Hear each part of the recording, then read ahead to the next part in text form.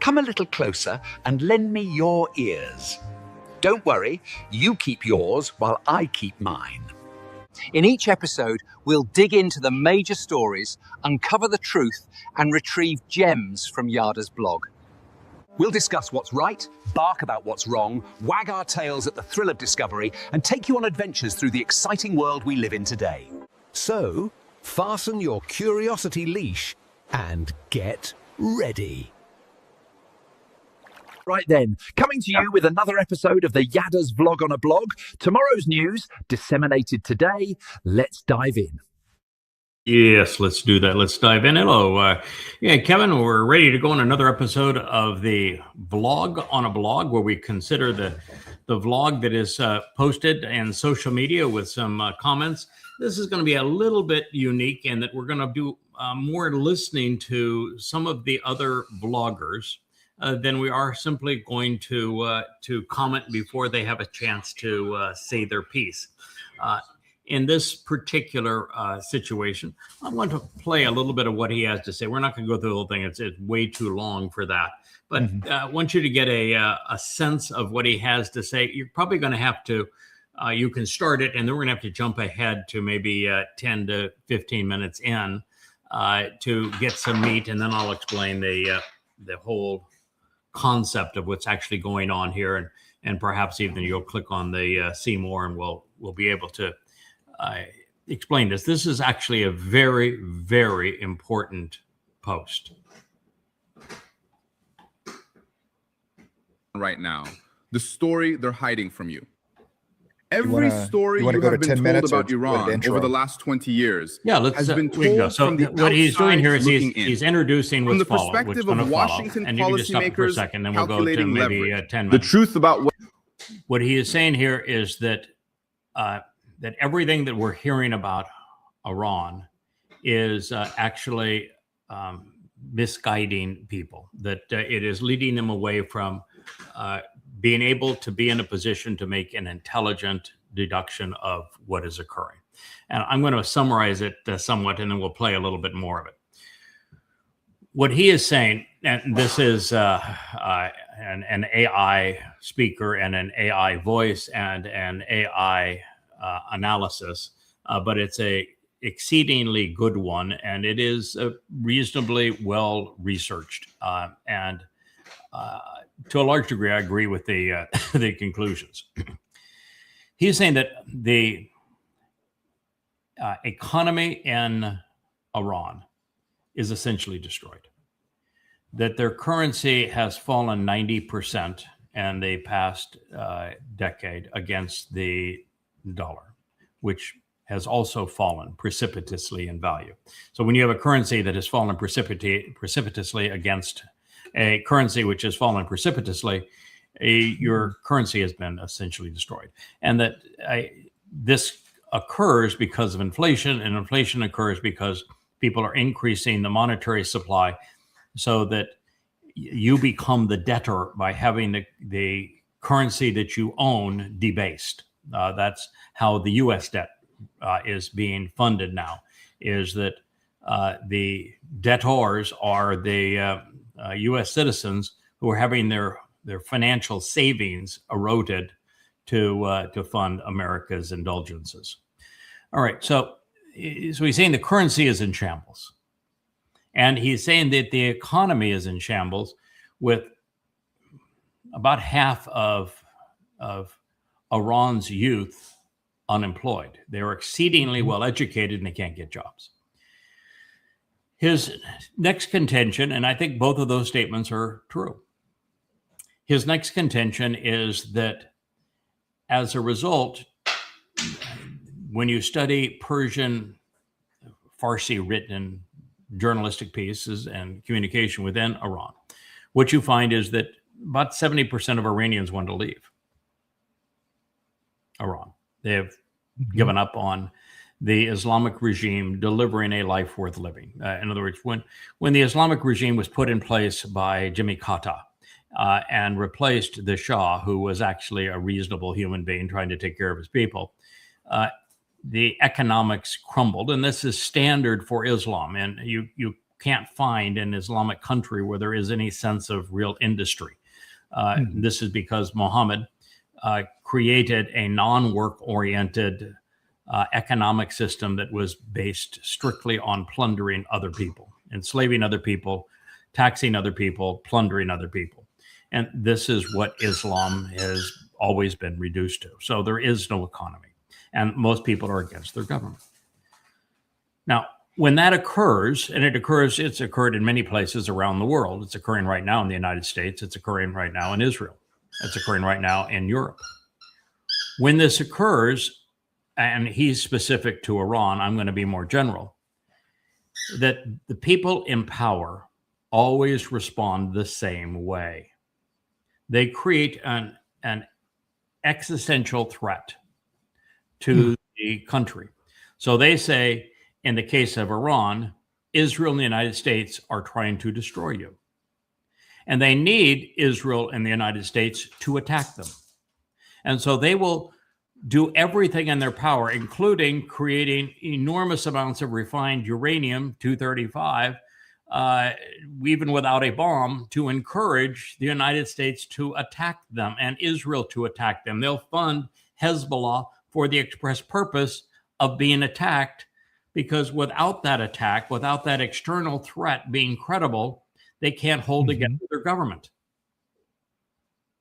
This is a part of this psychology of almost every dying country. Universal. And it's happening, and it's for the last 47 years has been an occurrence in Iran.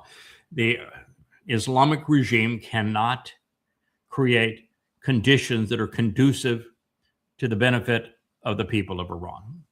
True of all Islam. And so all they can do is say, Israel and the United States are trying to destroy you, and we need to galvanize together to defend our homes, our people, our way of life. And what that means is that by attacking Iran, rather than precipitating regime change, the United States and Israel solidified the regime. Had they not attacked Iran, the regime would ultimately have fallen. I'll talk about putting Israel and the United States in a stupid position where they did exactly what they should not have done. Yeah, that they were on the ropes. They were on the ropes. All you have to do is nothing. And yet you turn around and you try to come in with this big win, with this Operation Roaring Lion and Operation whatever, to say, hey, no, we changed the, you thought it was going to be an easy knockout. We changed the regime. It didn't fall on its own, right? Correct. And because you want we galvanized the support of the regime that didn't previously exist. Exactly. The other thing that he makes is a valid point is that there's this misconception that the Islamic Revolutionary Guard Corps is strictly a militant organization. They are not. They are essentially the government of Iran, and they are the primary drivers of the economy of Iran. And they own most of the industry in Iran, and they have made their industry the military industrial complex, and have garnered enormous amounts of wealth, even under sanctions. And all that the U.S. sanctions have done is impoverish the average citizen, hurting them, but not the Islamic Revolutionary Guard Corps. They're creating a larger distinction between the force that they're trying to stop and the people that they would like to rise up against them. We're actually creating a situation where we're making it impossible for the average citizen to rise up against the Islamic Revolutionary Guard Corps, because we're enriching one while depriving the other. Again, counterproductive. Yeah, it blew my mind that I mean, I knew that the Iranian dinar, what I think is their currency, was low, has been losing value. But I mean, to suffer, this is like in the last year, 45% inflation in Iran. In one year. That's in 1 year. 1 year. That's not, but that is what America, by the way, that's what America's headed towards too. Sure. Yeah. So there are 2 points here. Point one is that the U.S. and Israel accomplished the opposite of their intent. Mm-hmm. That is how foolish Trump and Netanyahu were. They accomplished the opposite of their intent, and they were played into that position. That Iran deliberately played them into that position. Mm-hmm. Because it was necessary to solidify the government. Without that, the government would have toppled. So that just shows just how lost Israel states are. The second part of this is it's not limited to Iran. It's the exact same thing that's going on with Europe, with Russia being the boogeyman.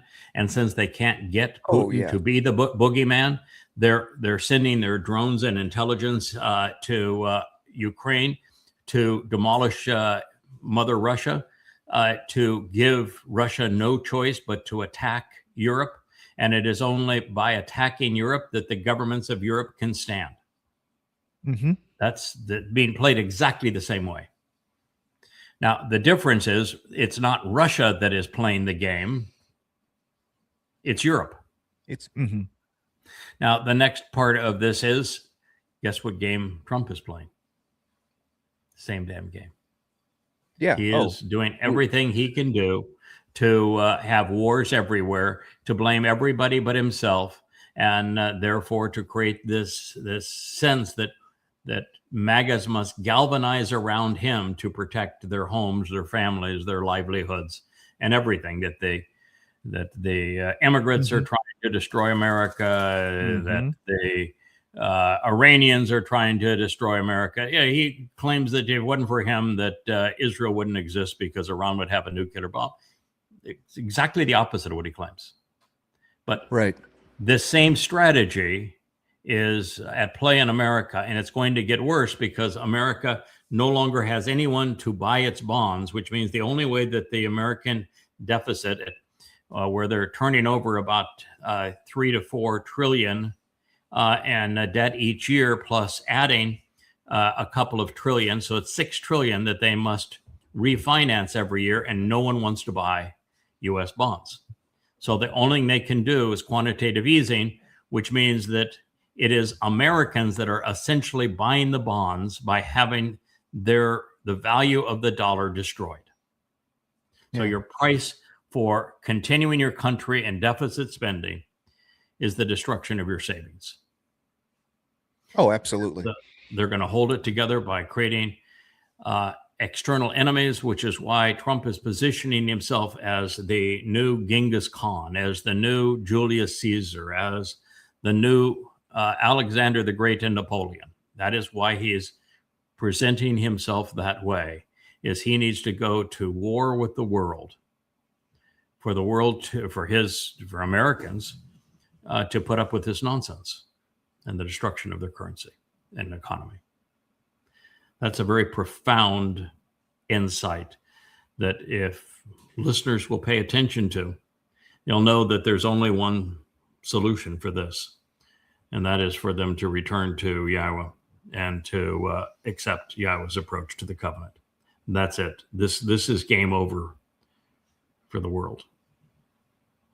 Oh, absolutely. That is the only long-term solution. And when I say long-term, I mean 7-year long-term. Okay. I don't mean, a 30, 20 year plan here. The only long-term solution is yada, yada. Okay. Yeah. The short-term solutions are be able to feed your family and be able to be in a position where you can stay out of big messes. Yes.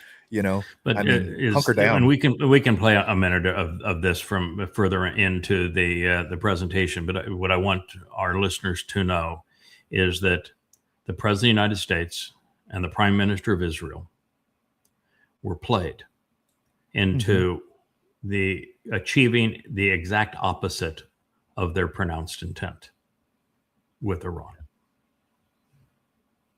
What is happening inside Iran right now? The story they're hiding from you. Every story you have been told about Iran over the last 20 years has been told from the outside looking in, from the perspective of Washington policymakers calculating leverage, from the perspective of Israeli military planners assessing threats, from the perspective of European diplomats trying to manage a relationship that has never been manageable on the terms they wanted. Nobody has told you what is happening inside Iran right now. Not because the information does not exist, but because the information is complicated. It is contradictory. It does not fit neatly into the simple narratives that make for clean television segments it's and not all that uncomplicated policy and positions. It's not contradictory. What it is an opposition to the military-industrial complex and the elected leaders of the United States and Israel.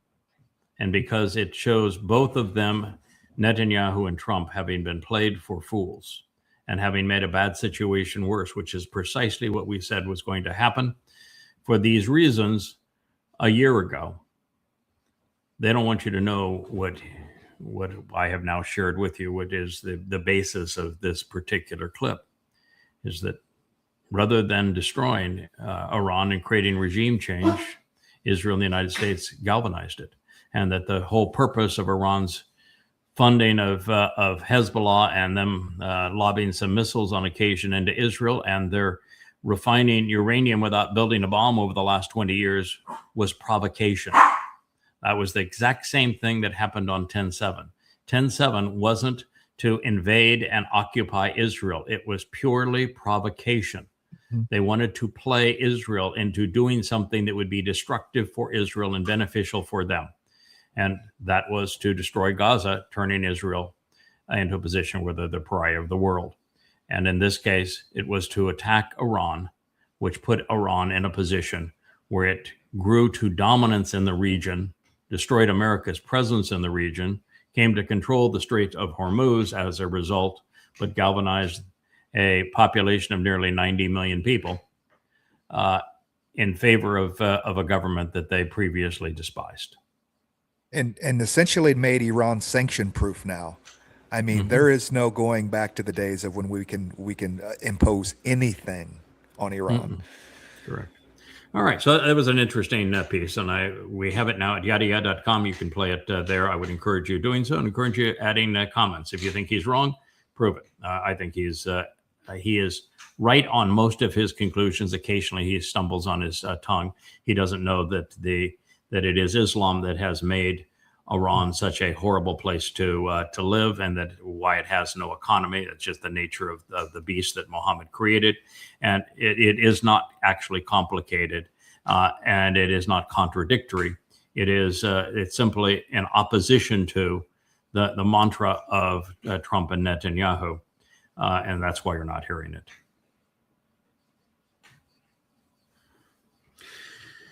This fellow is normally quite good. I think I have two posts from him today. He has one that is later one that he is not very good on, but on this one he is exceedingly articulate, and he is a very bright fellow economically.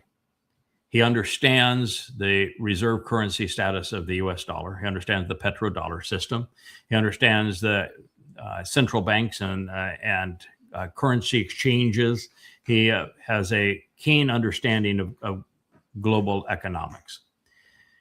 And what he is saying in this particular presentation, and again, it's available at yadayah.com on the blog page for people to listen to the entire thing. And he's a very articulate, entertaining guy, so there's no reason not to listen to him.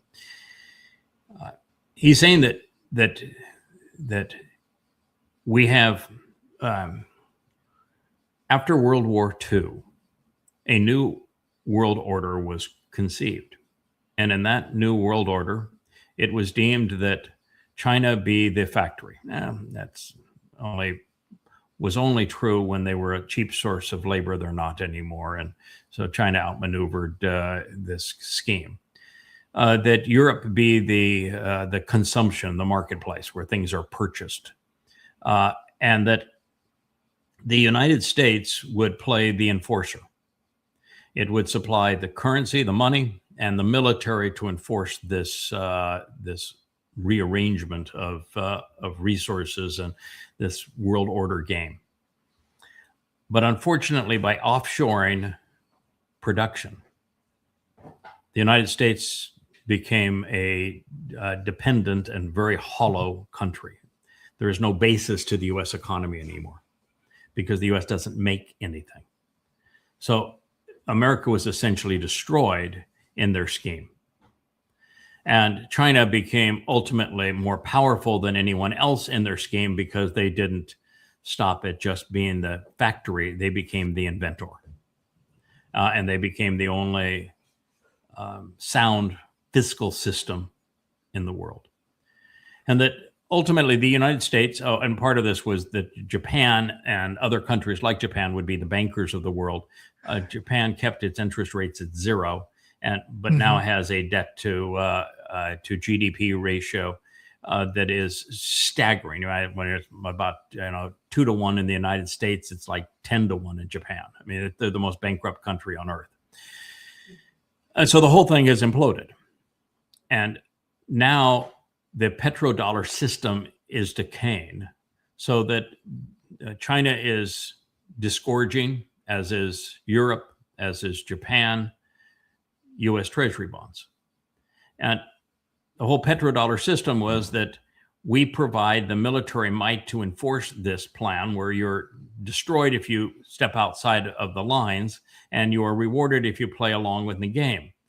But the problem is that the U.S. military has faltered tremendously, and the U.S. has weaponized its currency so that it's no longer a safe bet. So all bets are off, and this Iran conflict devastated the whole plan, so that there is no one to buy U.S. debt. And with no one to buy U.S. debt, he ends it by saying what I've just said previously, that America's debt is now funded by them robbing you of the value of your savings. Yeah, we can't offshore it. Yeah.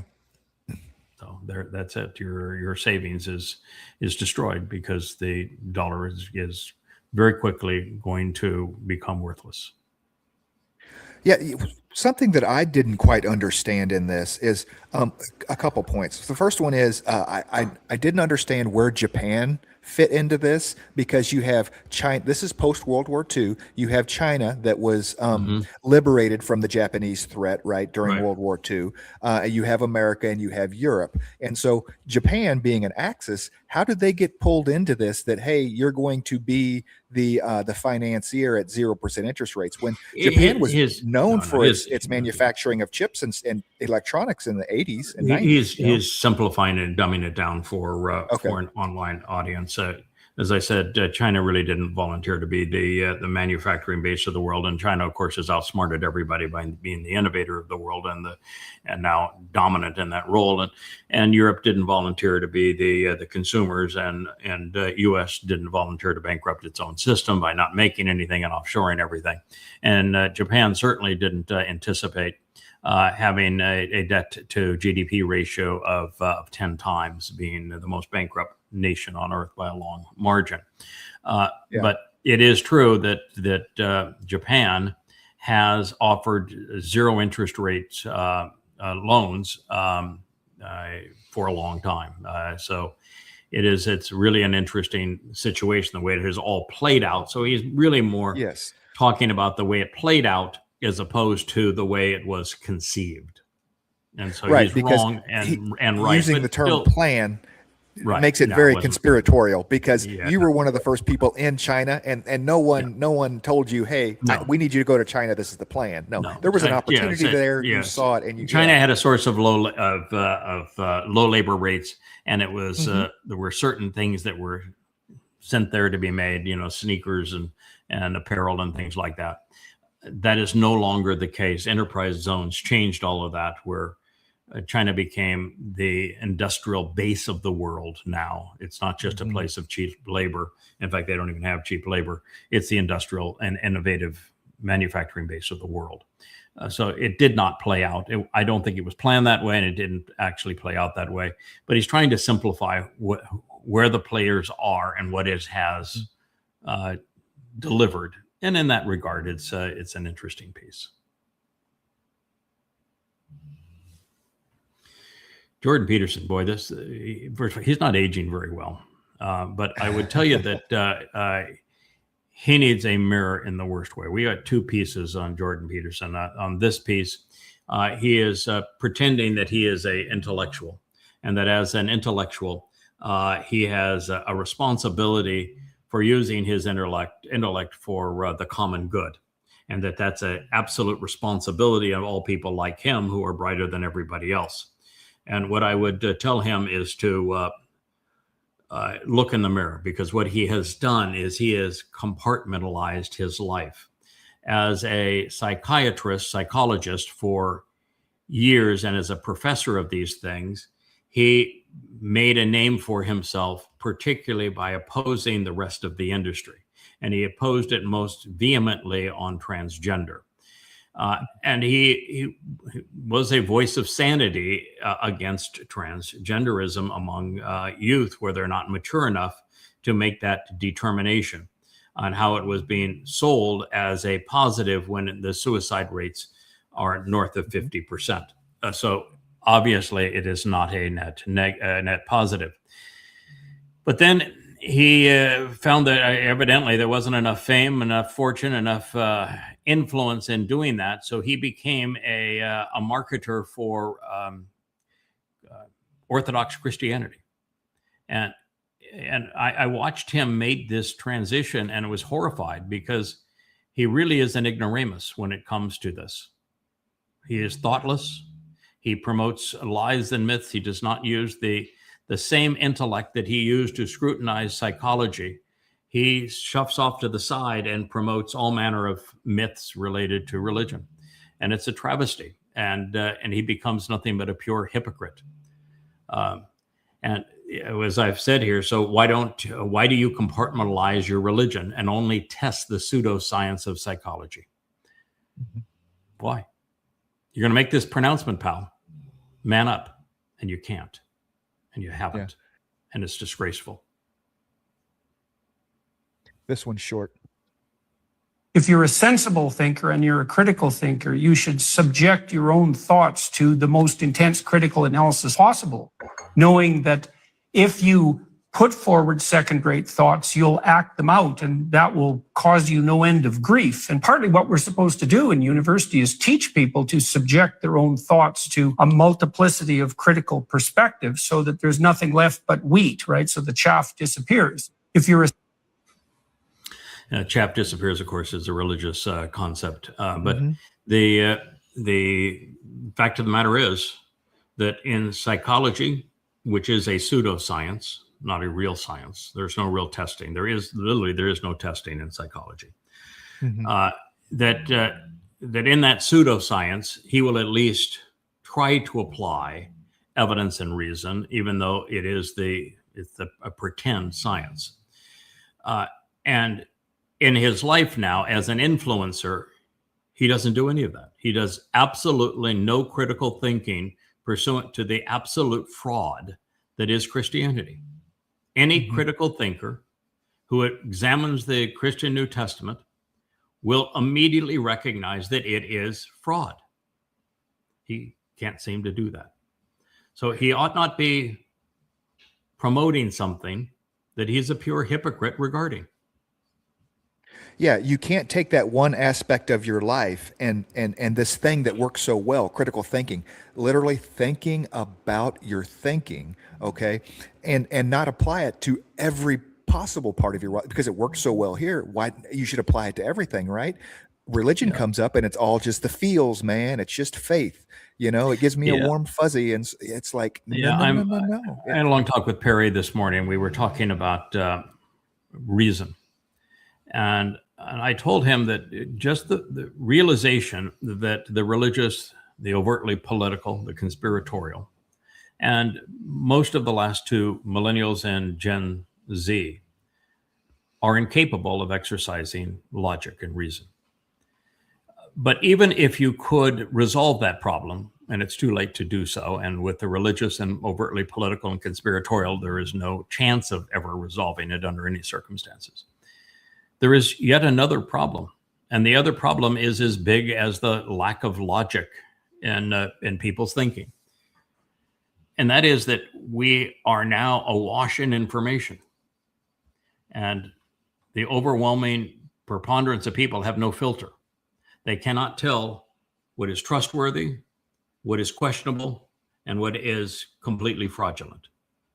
And on social media, you're seeing the fraudulent and the questionable dominate with the algorithms and be mixed together such that it's so much bad information that without discernment, it doesn't matter. Even if you were to try to think about it, it's you're going to end up with nothing but garbage soup, a cesspool.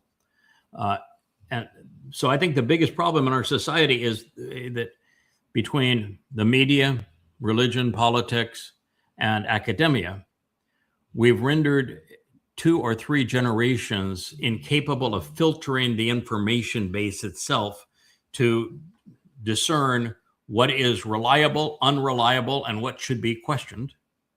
And then we have completely, for at least 3 generations, we have completely ignored the skill set known as logic, as the exercise of reason, debate fallacies, rational fallacies. People don't have any concept of what they are. Here's a man that can't apply them either. And he doesn't know how to filter what should not be processed, like the Christian New Testament. It's rubbish. It's totally has to be rejected. But he's not capable of doing that. The political aren't capable of rejecting the lies of whoever it is, Marx or Trump. Right. And this is where we are. The worst part of it is the rationale of things, those little white lies we tell ourselves, because it makes me feel better, as opposed to, we know it's not healthy. We know it's not good thinking, and religion is precisely that. Yeah, people didn't do that because so few people have a foundation of knowledge of who God is, why we exist, and how we develop a relationship with him. Since that's 1 in a million people, everybody else is clinging to the lie that gives their life purpose. And to examine that lie is beyond their capacity, because it would completely destroy everything they believe, even the very essence of who they are. And so they have no capacity to even begin this process of moving away from or out of the swamp that they have been placed within. And after a while, you don't even know it stinks. Yeah. In our program, we call that hitting rock bottom. You have to hit rock bottom before you can, kick off the bottom and go up, you just find that. I think that the overwhelming preponderance of people, 8 billion people in the world today, you're going to find that fewer than 10,000 of them are going to recover from hitting rock bottom.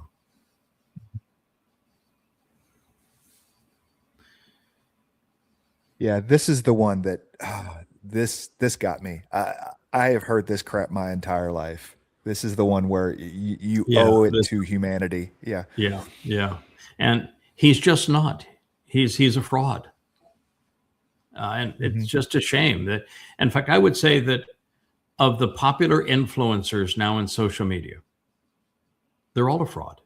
They all think their own shit doesn't stink. They all think that they're shining exemplars for the world. And yet they got nothing. There's not one of them that has ever accomplished anything in their lives, including this fellow. They've never made anything. They've never hired people to manage a business. They never sought investment, tried to create a return on that investment, never written a business plan, tried to carry it out. They've never done anything that would be worthwhile in their life. All they have is their opinions. And even when he was in his prime and he wasn't talking about religion or politics, but was doing his show on psychology and psychiatry, he is pontificating a pseudoscience where there really isn't any evidence or ability to test your conclusions. We're going to get to a woman who wrote a very extensive paper on antidepressants and serotonin. And she has proven that there is no correlation between serotonin and depression, and that there's no causal link between them. And therefore, 100% of the industry of antidepressant drugs is faulty. We're giving people things that all they're really doing is deadening their empathy. Nothing else.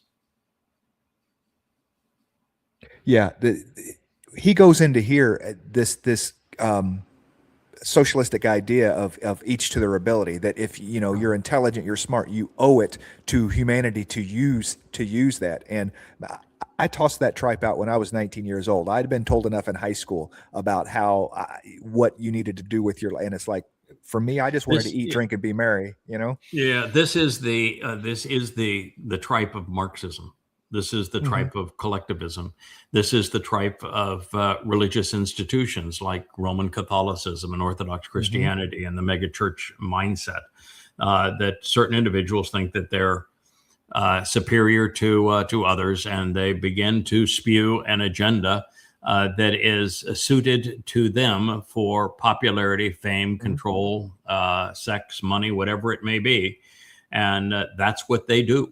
And it is the essence of Marxism, where those who have never run a business, never been productive in their lives, claim that they're smarter than the people who have done these things. Therefore, they should be in charge of those things. And when you put the people who are smart but unexperienced in charge of such things, you destroy all things.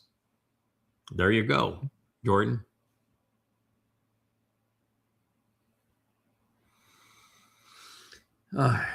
This is another interesting piece. These are just a whole lot of thought pieces. I don't know why. Some days on, when you're going and I'm loading my Facebook page and I don't, not even using my Facebook page. I haven't been on my Facebook page in many months now.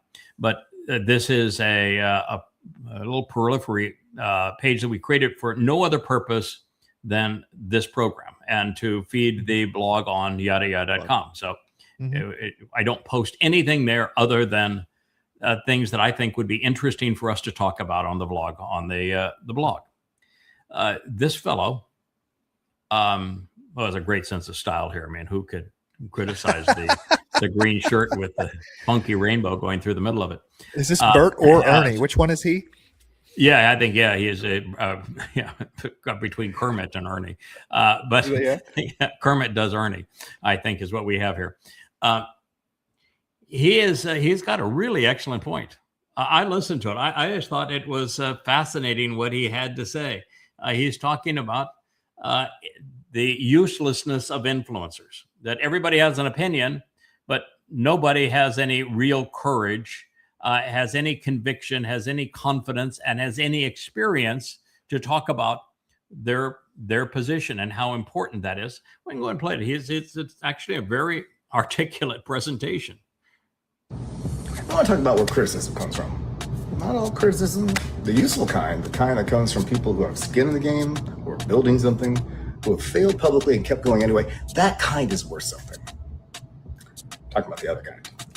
The opinion of someone who has never shipped anything, who has never started a company, published the work, had the hard conversation, made the bet, or stood in a room and said, this is what I believe and I'm willing to be wrong. Who is watching from a position of complete safety and telling you what you are doing wrong. Here's what I've learned. Criticism is easy. It requires nothing. You don't have to be right. You do not have to try. You don't have to have anything at stake. Courage is different. Courage costs something. Courage means you could be in front of people, that you could fail publicly, that you could choose to be in the arena when staying out of it was always an option. The person who is being brave with their own life, who is actually in it, actually building, actually risking, that person's feedback, well, it lands differently because they know what it costs. They've paid it. I paused a decades-long legal career at 46 to build a creative life from scratch. The people whose opinions I took seriously during that process were the ones who had done something comparable, who had made the leap that scared them, who understood what it feels like to not know if the bet is going to pay off. Everyone else, I listen politely. You are not obligated to take seriously the criticism of people who are not being brave in their own lives. The person playing it safe does not get to define the rules for the person taking the risk. Consider the source. Yeah, I thought that was actually quite good. What I learned very early when I was a businessman and an entrepreneur is that there's a vast chasm of difference in life experiences between somebody who has made a payroll and someone who has not. And that almost all the criticism of entrepreneurs is by someone who's never made a payroll. They don't know what it's like to pay people out of your own pocket and not pay yourself, and you're working 100 hours a week. I don't know what it's like. And until you know what that's like, you really ought not speak on anything economic. That's why when these Marxists are running for political office in the East Coast, I just want to puke. They have zero experience. Their opinions are not only meaningless, they're counterproductive. They've never been there. And if you haven't been there, you really aren't in a position where you can guide anyone else or even talk intelligently about it or manage the process. You're entirely counterproductive. You're disgusting. Now, the same thing is true in life, and it's particularly true in politics, which is the other point I want to make. We have a system where people can vote without having any skin in the game, without having done anything in their lives, without having written anything, without having opposed anything, without having created anything. They just have an opinion. Well, opinion is worthless. It is worthless. Their vote is worthless. They know nothing about economies. They know nothing about history. They know nothing about reality. Their vote is worthless. And therefore, the accumulation of worthless votes is also worthless. System will not work. It has never worked. It will never work. So this, democracy being this greater good, no, it's not. And it's the point that he makes here. You got to have skin in the game. If you don't have skin in the game, if you haven't done something with your life, put it on the line, written it down, articulated it, stood up for it, proved that it was valid. If you haven't lost and gotten back up, you're a nobody.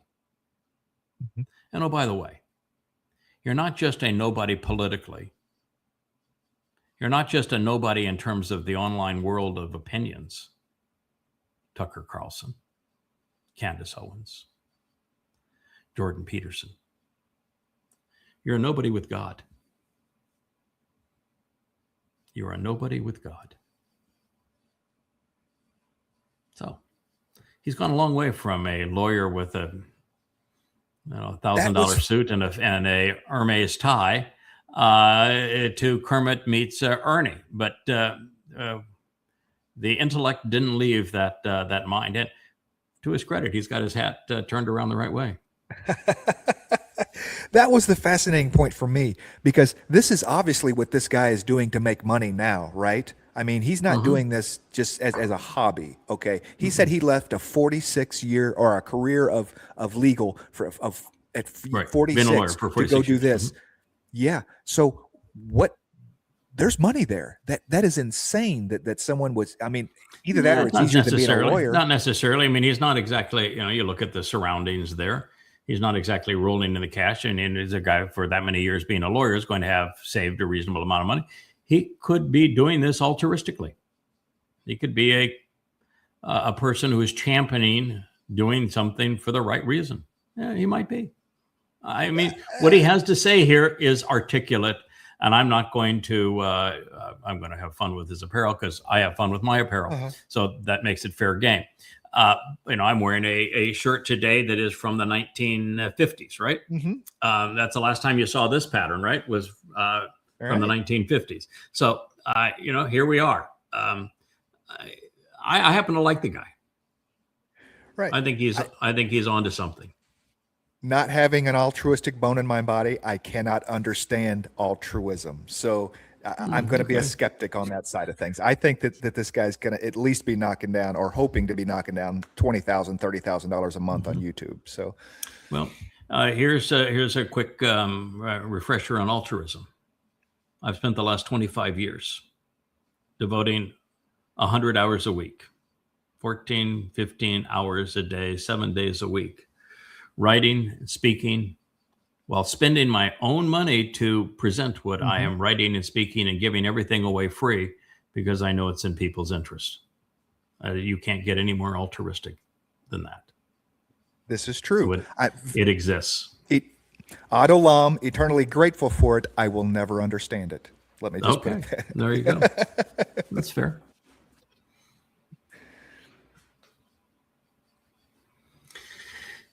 This is rather serious. You can actually play this too, but look, before we play it, 6.9 in Japan, 5.6 in California, a 7.5 and a 7.2 in Venezuela.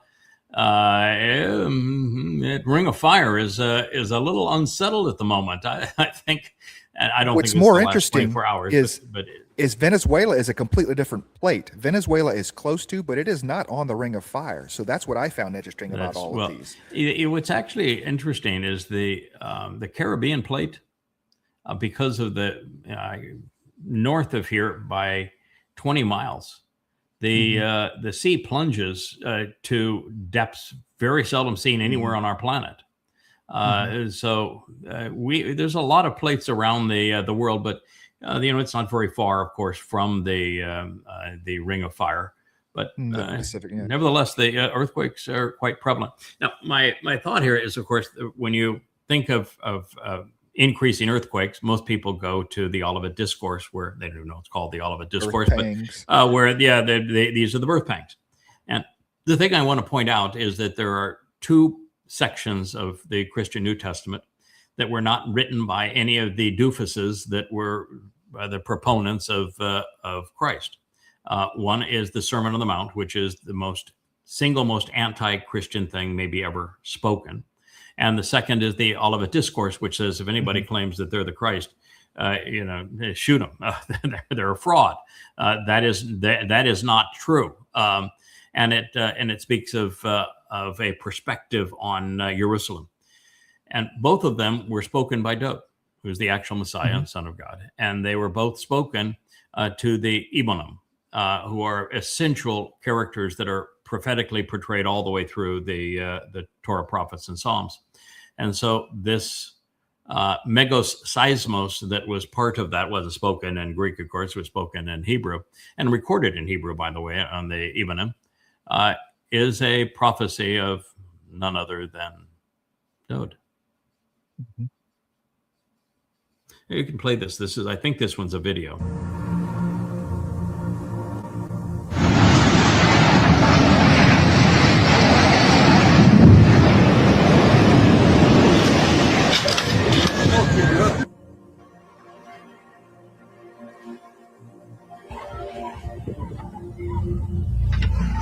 Catastrophic in Venezuela.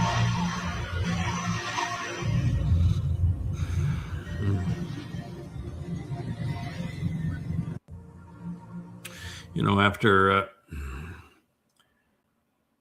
Hugo Chavez and Maduro and their Marxism, and now by Trump piracy, that is a really, really rough place to be. I feel sorry for the Venezuelans. Partly they did this to themselves, and partly they allowed Trump to do it to them. Trump could not have kidnapped Maduro or hijacked the government without being able to bribe everybody around Maduro, which is what the CIA essentially does. And right now the CIA has a different form of bribery. It's the same form that the mafia always used. Now that we've killed your superior and we've elevated you to power, we've got a deal for you. You play along with our deal and obey the Godfather, and we allow you to live. And we're going to cut you in on this deal. And you don't, we'll kill you. That's Venezuela today. Yeah. Just with the catastrophe. I mean, I saw late last night that it was over 60,000 people unaccounted for. And that's just the ones that they know are unaccounted for. They have a website set up where if you're looking for your family or can't find to kind of, without a government. And that's probably what's. They have no government. I mean, this is a country where their government was stolen from them. It was a crappy government, but nonetheless, it was their government. Their government was stolen from them. Their only source of revenue is stolen from them. And this is happening to them. I mean, imagine the desperation. How many thousand, you say 60,000 people unaccounted for? Yeah, it's devastating.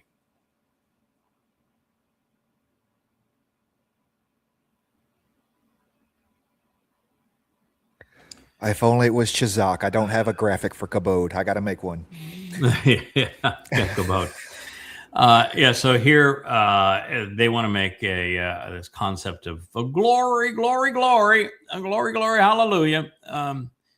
And what they want is to butcher the Hebrew word for kabod. They'll make it because it's a B, they turn it into a V. It's just a real shame what the rabbis have done to destroy their language, and so that you don't know what letters were actually part of these words.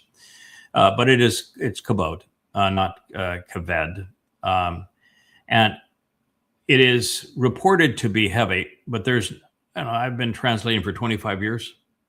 I have never seen a single sentence where kabed or kabod, the variations of this, could actually be translated heavy. Significant, weighty in the sense of the concept has merit to consider. It's a very weighty realization, but it's about significance. It's about importance, and they completely missed that. So these are people pretending that they have some concept of Hebrew that are promoting notions that are just wrong. And the point isn't that God is heavy. He's not. He does not have a body. He has no physical existence at all. He is not heavy. He is the antithesis of heavy.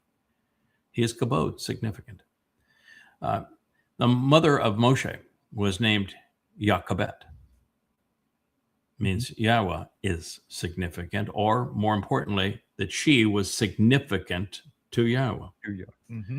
When Dowd was criticized by one of the many women in his life who were contrary to him, and she said that you are demonstrating that you have no kabed with Yahweh. You are not significant to Yahweh as you claim. And he says, well, then let's go ask the Amma if I'm significant or not.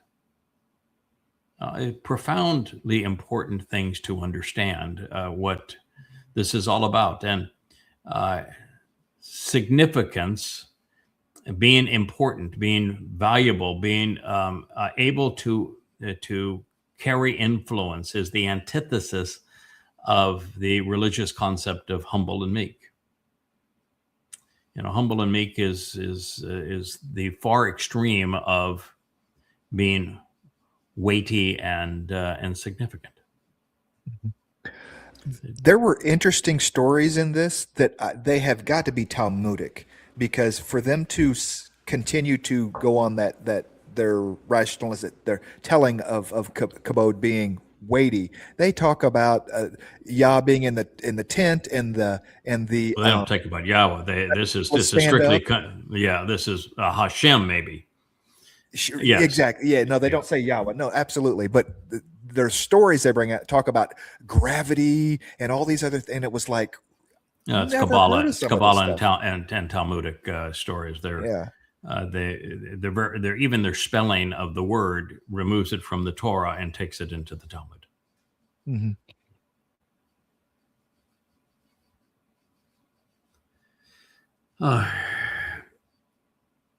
This is a presentation of acupuncture being fraudulent. So you might say, well, why would you bother to talk about acupuncture being completely fraudulent? Because I don't think there's any difference between acupuncture and politics or religion. Yeah. Yeah, what he was able to demonstrate is that if you have a genuine test of acupuncture, that there is no scenario where there is a correlation between acupuncture and success. None. Doesn't matter if the acupuncturist trained for 20 years or trained for 15 minutes. Doesn't matter if they're actually inflicting the needles or they're just giving the sensation of the needles are going in. Doesn't matter where they're placing them. There is no correlation between acupuncture and a remedy for an acupuncture patient. There is, however, one correlation that matters. If the acupuncturist is matter of fact, just, I've done this 1,000 times before, you sit down, I'm going to put the needles in, and then you're going to go. You pay me the money, you're going to go. If they're perfunctory, and that's compared to an acupuncturist that is congenial, that is uplifting, that says, hey, wow, this is going to be great. You're going to feel much better. I'm so glad that you're here. I'm going to take good care of you. Then there is a tremendous result. And the only difference is the attitude and the hype, the hope, the connection, this sense of, wow, I am going to be better. And so I identify that with politics and conspiracy and religion. Mm-hmm.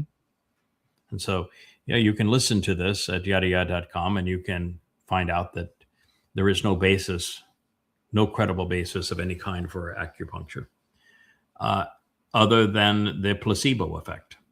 Mm-hmm. Yeah. And I would say that applies to religion and politics. Yeah. Mary Poppins sang a song about it, right? A spoonful of sugar makes the medicine go down. So it's the same. Mm-hmm. Yeah, the placebo effect is so essential in medicine. Mm-hmm. This woman is really bright. I'd like to play some of her, but the presentation here, as I have previously identified, and I do like the happy colors on all of the dress. So she's styling for, if you're going to be an influencer, man, I like her. I probably have 10 shirts that look like that. So she is, she's got it together. She's even talking outside. So that takes some courage by itself. She knows her material, this woman does. And she has written research papers that have been very widely circulated, that even the experts from the pharmaceutical industry say, yeah, what she wrote is true, but so what? Okay, yeah, we're not going to argue with it, but who cares? What her research has shown is that those who are treated with serotonin inhibitors as psychiatric drugs for depression are taking drugs without any proven correlation between serotonin and depression. There has never been any evidence of a correlation between the two things of any kind. This is, better life with chemistry, but there's no chemistry behind it. Now, if you could click on and see more before we play this, I'd appreciate it, because I did a quick study on this. And in the United States, this is staggering. 68% of Americans report taking at least one prescription drug daily. Now, essentially, 70% of Americans are taking one or more prescription drugs daily, with 26 per taking 4 more. Better living through chemistry. Annual per capita spending on pharmaceuticals is the highest in the world in the United States at $1,500 per person. Isn't that, it's just staggering? Now, that's prescription drug use with 70% participating and 25% taking 4 or more prescription drugs daily. Illegal drug use among American youth, the Gen Z and the millennials, 23% have used illegal drugs. That's excluding marijuana. Excluding marijuana. Yeah, well, I don't view it as that, and I don't care about marijuana as a drug. I view it as probably less significant than beer and wine, and certainly much safer than tobacco. So among American youth, 23% have used illicit drugs. That's excluding marijuana. So it's a quarter of the population. So a quarter of the population is using illegal drugs. 70% of the population is using prescription drugs. We are just completely drugged out of our minds. So now you can play a little bit of what she has to say. There has been a substantial, to my mind, medical scandal going on over the last few decades, which concerns the mass prescribing of a certain class of drugs, namely antidepressants, which do little good and can cause substantial harm to some people on the spurious grounds that they work by correcting an underlying chemical imbalance. Almost 20% of the population of England take an antidepressant, and almost 1 in 4 women are currently taking them. Many millions of those people have taken them because they believed that a link between serotonin and depression had been established and that antidepressants worked by correcting that. Most people in the psychiatric community and the research community have known for many years that the evidence that there is a link between serotonin and depression is actually very weak. And so a few years ago, I got a team together to look at all the modern research on serotonin and depression. And in 2022, we published this paper, an umbrella review of all these different areas, including research on serotonin metabolites, serotonin receptors, serotonin itself, levels in blood and urine and plasma, and some genetic evidence. And basically, we found that none of those areas provided convincing or consistent evidence of any sort of link between serotonin and depression, let alone a causal link. There was a massive public reaction to this paper. People were really interested. The media were really interested in it. It was very widely reported. There was another reaction to the paper, though, and that came from elements of the medical profession, the medical establishment, the Science Media Centre, which are an outfit that purportedly put information about science into the public, but happened to be funded partly by the pharmaceutical industry, got together a group of experts after the publication of the paper to tell people that it really wasn't important. We knew that all along, they said. The findings are unsurprising. Elements of the media accused me of being in league with the American gun lobby, which was a surprise to me. One of the most common responses after the publication of our paper was that antidepressants work and it doesn't matter how they work. And I would say that this is false on 2 counts. Antidepressants don't work, or certainly don't work very well. I'll come on to that in a minute. But it seems to be more importantly that it is very important how they work. If you are told that antidepressants are correcting some underlying abnormality in your brain, then of course it makes sense to take them, other things being equal. If you are told that these are drugs that change your brain chemistry, numb your emotions, and may therefore suppress what you're feeling, it seems to me that's a very different prospect. I've been saying for a long time that the way that we understand not just antidepressants, but all the drugs that we use in mental health problems is mistaken. There has been... Okay. You can tell I like her. This is the kind of individual that I have the most respect for. She's done her homework. She has so much knowledge that she's not afraid to stand up and tell people the truth. And she is going against one of the most profitable elements of society here. And she's doing it brilliantly, boldly, with great confidence. This is really a beautiful thing to listen to. A woman with skin in the game who has put in the time to know her craft and has the courage and wherewithal to tell people the truth with no financial benefit. Here, she is altruistic, my friend.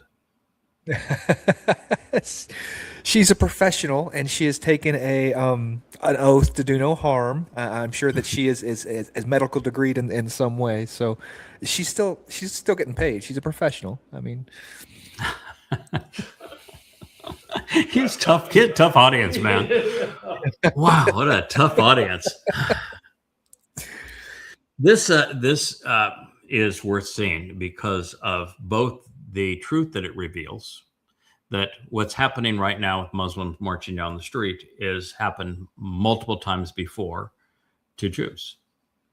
It is a travesty that it's promoted under the symbol of that six-pointed star that is purely pagan and is a badge of shame for Israel. And it is a further travesty that Israel is being bombarded by something. This is a very slick production. Bombarded by the idea that Judaism and the phylacteries and the praying to the stones on the wall is a solution, when in fact Israel is now in the midst of the single most vicious attack in its history. Rather than having found the solution in Judaism, no, they're about to undergo the assault of the world because of Judaism. And so this is a very slick piece that begins right, although the symbolism is bad, and ends hideously wrong. I think it's worth playing.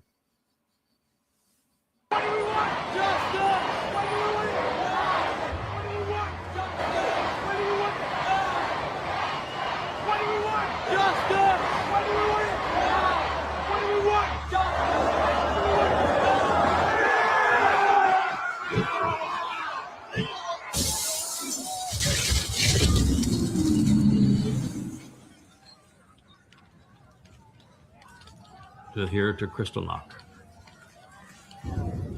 Same thing. You know, now it's Marxists and Muslims. Then it was Marxists as Nazis. Same exact thing. And this was pervasive, not just in Germany, but throughout Europe. And as a result of Roman Catholicism.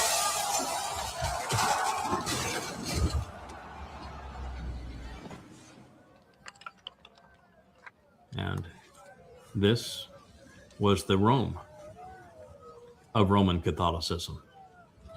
Well, actually, they're going to the Inquisition first.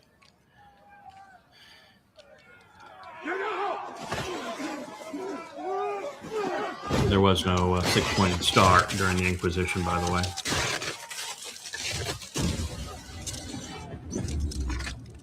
It's a 15th or 16th century identity with the Hasidic, the rise of Hasidic Judaism in Europe. Now they're going to Rome. All right, Yisrael, Yehuda, Jerusalem. I think it's SPQR, but it's heck, they can't spell. They got the menorah right. Yeah, well, the rabbis have subsequently changed that.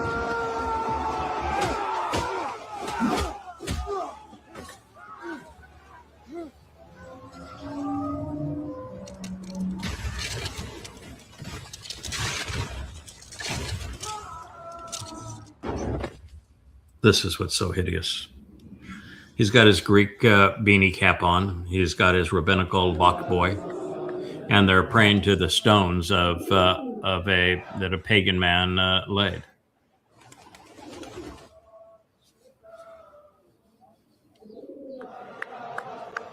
Reprehensible.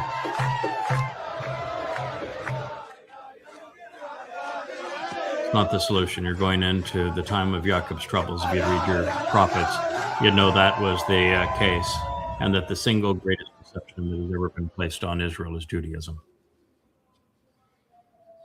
No, ain't the solution, pal. It's the problem. Oh, that was worth seeing. It's gut-wrenching in how wrong the producers were. How right they were to say that these things have all happened before. And how wrong they were on where Judaism has taken Jews today. To their demise. What did they leave out? They left out the Hezekiah scene, didn't they? There was no Hezekiah scene of them throwing tefillin and religious crap out of the temple, was there? Or out of Jerusalem, was there? I returned to Yahweh, returned to the Torah. Nope, they didn't. When 185,000 of the most well-armed and disciplined warriors on the planet had surrounded them. I mean, think of the difference. On 10/7, you have 4,000 Muslims and tenny rompers walking through a fence, most armed with nothing but giggles. And they devastated Israel, played Israel into a horrible mistake. And when Hezekiah was defending Israel with the Torah and celebrating Pesach, Matzah, and Bakurim, by ridding all of Yehuda of all religious artifacts, everything that was religious related. There were 185,000 of the best armed soldiers in the world. And God took care of them, eliminated every single one of them with one malach at night. What a difference. A lesson lost on them. Yahweh? Yeah, Yahweh's lost on them. The prophets are lost on them. All they've got is their God-forsaken Talmud and the religious mumbo-jumbo that has brought them to this horrid place and at the time of Israel's troubles. Shame.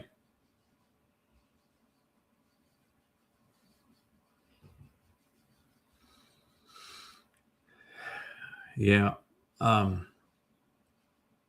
This kid here is the living embodiment of zilch for brains.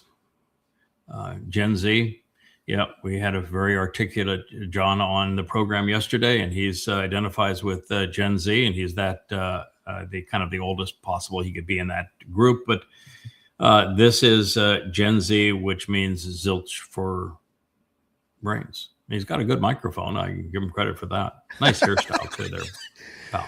What about the shirt? Can we get a call on the shirt? I think good black shirt is signifies seriousness. So I've got no issue with the wardrobe or the microphone. I'm not very fond of the hairstyle, but the fact of the matter is the problem is that he has zilch for brains. Play a little bit of it. So the differences between Jewish denominations, well, Hasidic Jews believe that Satan is the helper of God, so they kind of worship Satan. Kabbalist Jews worship Baal, which is kind of like Satan. Satanic Jews, which is an official denomination of Judaism, read the Times of Israel, also worship Satan. Absolutely nothing he said is true. Absolutely nothing. And I'm opposed to Hasidic Judaism. I'm opposed to Kabbalah, and I'm opposed to the political bent of the Times of Israel. Not a single thing he has said is true. And that is the notion of the critic who has no skin in the game and who's got no brains between his ears. This is the problem of social media.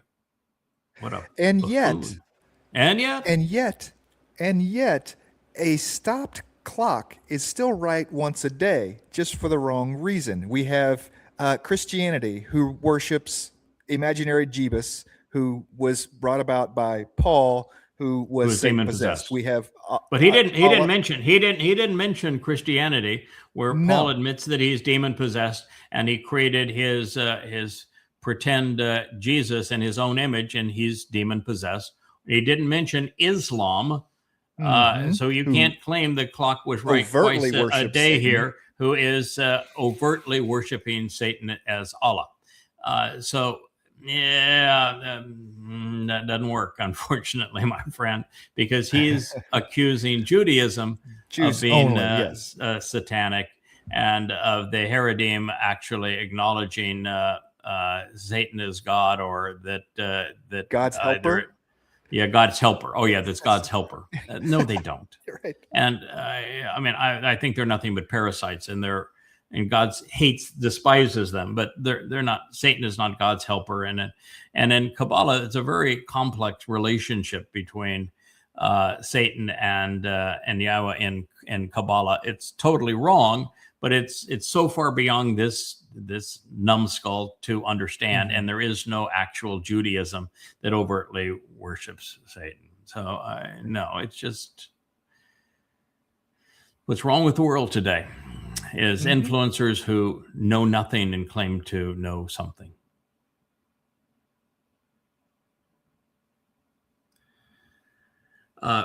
This guy, we don't even have to play him. He's just typical Christian scum. Christian scum. He wants to condemn Jews for not believing in Jesus. There is nobody who has half a functioning brain that believes in Jesus. Seriously. I mean, to believe in Jesus, you have to be irrational. You have to be ignorant. There is no evidence in favor of a Jesus. There is overwhelming evidence against.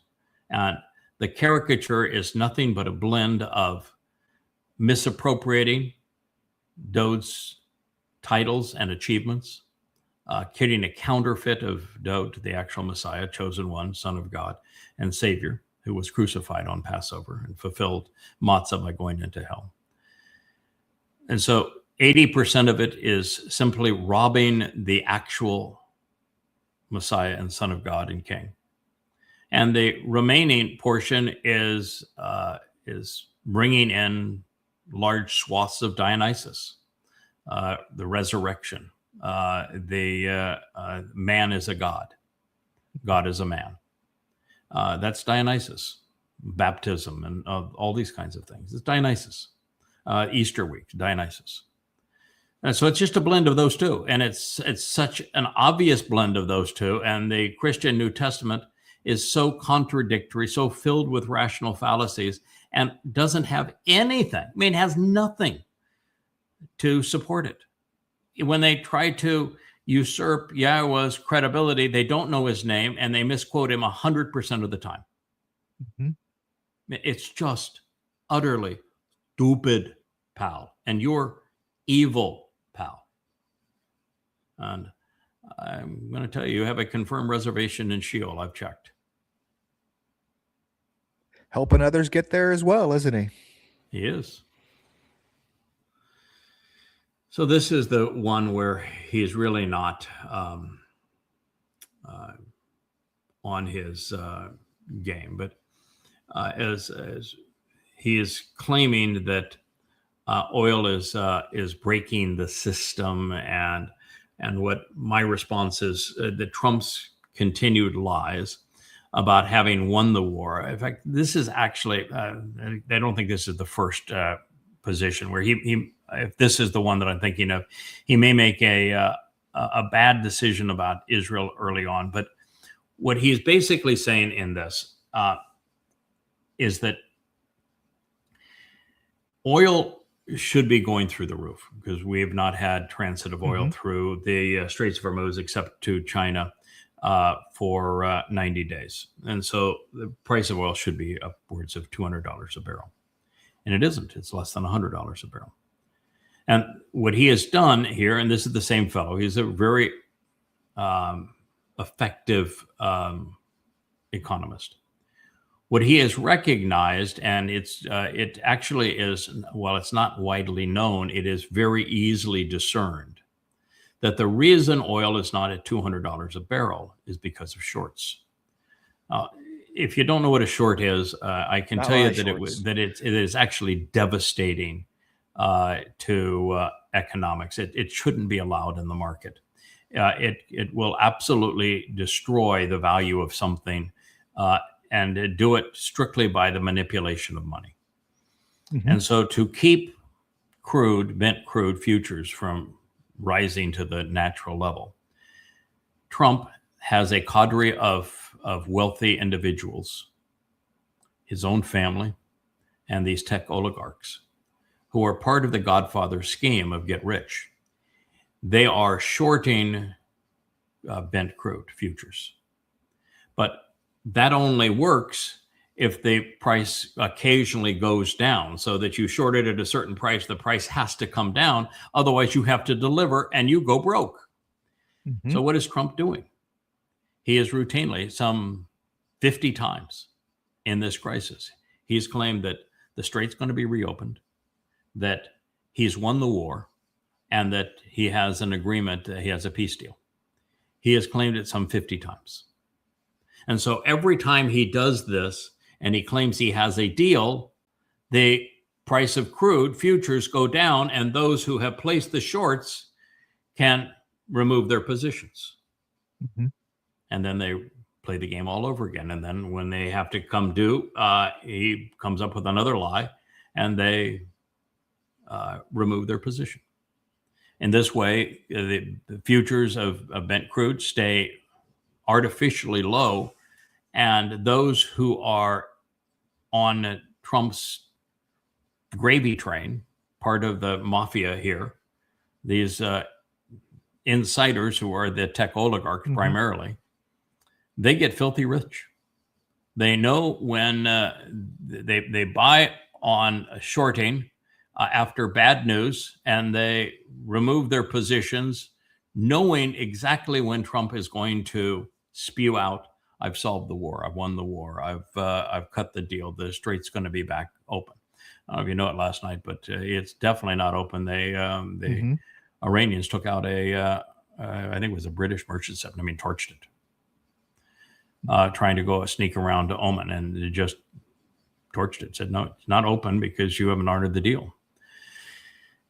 So this is the position that he is articulating here, and you can't argue with him. He doesn't specify who the players are because, well, maybe he wants to continue to live to do this show. But you can play a little bit of this. It's really quite articulate. Why is the paper price of oil still pretty low, especially after we learned that ceasefire talks failed? Oil prices should have gone up, right? But they went down. And the best theory that explains this suggests that someone placed huge bets that oil prices would fall around the ceasefire announcement. In fact, they're doing an investigation into it. Those are called short positions. Now remember, a short position in oil futures means that eventually, when that contract expires, you either close it out or you have to actually deliver physical oil. And the theory is that the ceasefire may have been partially engineered to give whoever placed those shorts one last window to exit their positions before the physical reality makes the paper price really impossible to hold. Chris Martenson said whoever it is that's dumping paper oil futures cannot actually deliver the oil when the time comes, and maybe they don't have any intention of delivering it. Right now, the oil price is being heavily contained and capped by someone. Everybody knows that it's the United States government somehow, either directly or through proxies, has been actively suppressing the price of oil, which they could only do for about another week here before it starts to really blow up on them, figuratively speaking. What that means is someone is selling promises of oil at $100 a barrel, knowing they will never actually produce said oil. They're using the paper market as a psychological tool to calm the market down. But when those contracts come due, when the buyer says, okay, where's my oil? There will be a forced buying event. The entity that sold those contracts will have to buy them back at whatever the market price is at that moment. So if physical oil is at 130 or 140 or whatever it is, that's what they'll pay. That will be a short squeeze. And it's one of the mechanisms that can cause the paper price to catch up to the physical price very, very fast. Now, the next question is, what happens to the market? This is not the first time in US history where there was an oil crisis, because it's happened before. Now, there is a famous saying in investing that says, the past is not a guarantee of future results. Just because something happened in the past doesn't mean it's going to happen again. But they also say, even though history doesn't repeat itself, it does sometimes rhyme. So it's worth taking a look at what history tells us we should expect. Yeah, we can Here's a chart. But yeah, you can cut it here. The presentation here is that this is insider trading. Trump is manipulating the markets for his own agenda, but they are real investors playing this game who have inside knowledge of what he's going to do and say before he does it. And that would include his children.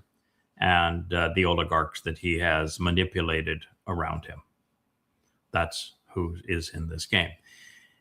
It happens to be a very serious crime, because if you juice the game, then there are no public investors. Then the markets are not free; they're manipulated. You've heard of shoeless Joe Jackson and the Chicago Black Sox and cheating on the game, and you can't bet on baseball because it means that those who are betting on baseball are not playing in a level playing field if the players themselves are in the game. Well, that is what is illegal, and it deserves some of the harshest jail terms there are. And Trump is playing, and so are the oligarchs. They all could be investigated, indicted, and convicted, and serve long prison terms. They can't buy themselves their way out of it for this. And there's a paper trail of what they're doing.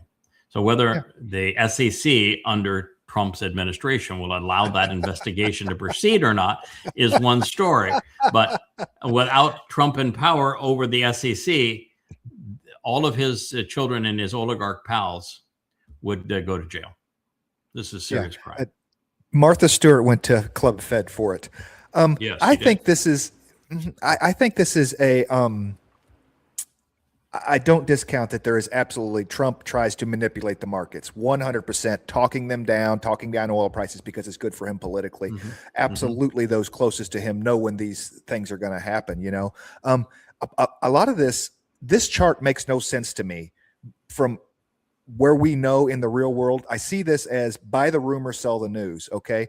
This chart makes no sense to me. The Strait of Hormuz is still closed. Okay. That's a fact. There is nothing on the horizon that shows that the Strait of Hormuz is going to open up the way it was before. It was going to open up under Iranian control now. That's a fact. That's going to happen. There are smart people that do trading that know these things. I see no reason that this can be back down to almost pre-war levels of $70 a barrel. It just absolutely blows my mind that that's even possible. That discounts the 3 months of oil that is backed up in the system. Then you didn't understand the message that was delivered there. You don't understand how shorts work. The fact that you just dispatch this as Trump is manipulating the market is not a crime, and it would not deliver these results. The only way these results are delivered is that he has insiders who are shorting the stock and releasing them from the shorts based upon foreknowledge of what he's going to say and when he's going to say it. And so it is the effect of the short that has caused this. And those playing the short have been able to extricate themselves profitably because they know what Trump's going to say before he says it. And they're manipulating the market deliberately, which means the commodities market is no longer a fair game. It's being manipulated by Donald Trump and played by the insiders in his tech oligarchs. And this is a very serious crime with long jail terms. Correct me if I'm wrong. Did the Morgan brothers try to so-called corner the silver market and years ago? Okay. What kind of, because they have to put this cash up at $70 a barrel. What kind of cash does it take to move a global oil market like that? I mean, we're talking tens of trillions of dollars. Yes? No, not trillions. No. It's not even billions of dollars of shorts will cause this effect. No, it's they're playing the commodities market. The manipulation of the silver market was done by people in the commodities market, and they didn't have the voice of the president orchestrating what they were doing. And they were two brothers that were doing it, as opposed to a collection of tech oligarchs who have signed a deal with the devil. The Hunt brothers. Yeah, the Hunt brothers. You can't compare what the Hunt brothers did with the silver market, and it backfired on them, of course, with what Trump is doing with his tech oligarchs on the primary commodity of the world, oil. And this is proof that they are, in fact, in cahoots together and have collaborated. And it's devastating because it means that the markets are no longer credible and that Trump is a criminal, as are the tech oligarchs and as are his children. And that the SEC, as a part of the administration, is no longer a reliable watchdog. It means a lot of things, and it's all of those things, and it's really, really serious. That means that as they manipulate the currency and do other manipulations with their Bitcoin derivatives, there's not going to be any disclosure, and there'll be tremendous criminal activity pursuant to insider trading. It's a big club. And you ain't in it. Yeah, it isn't that a big. The players in the club are filthy rich, and yes, we are not in that club. But it is not a big club. It's a very small group of people.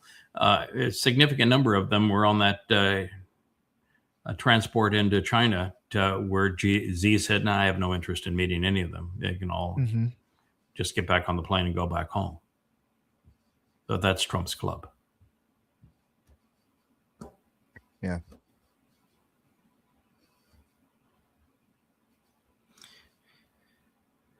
This one is short. It is sweet.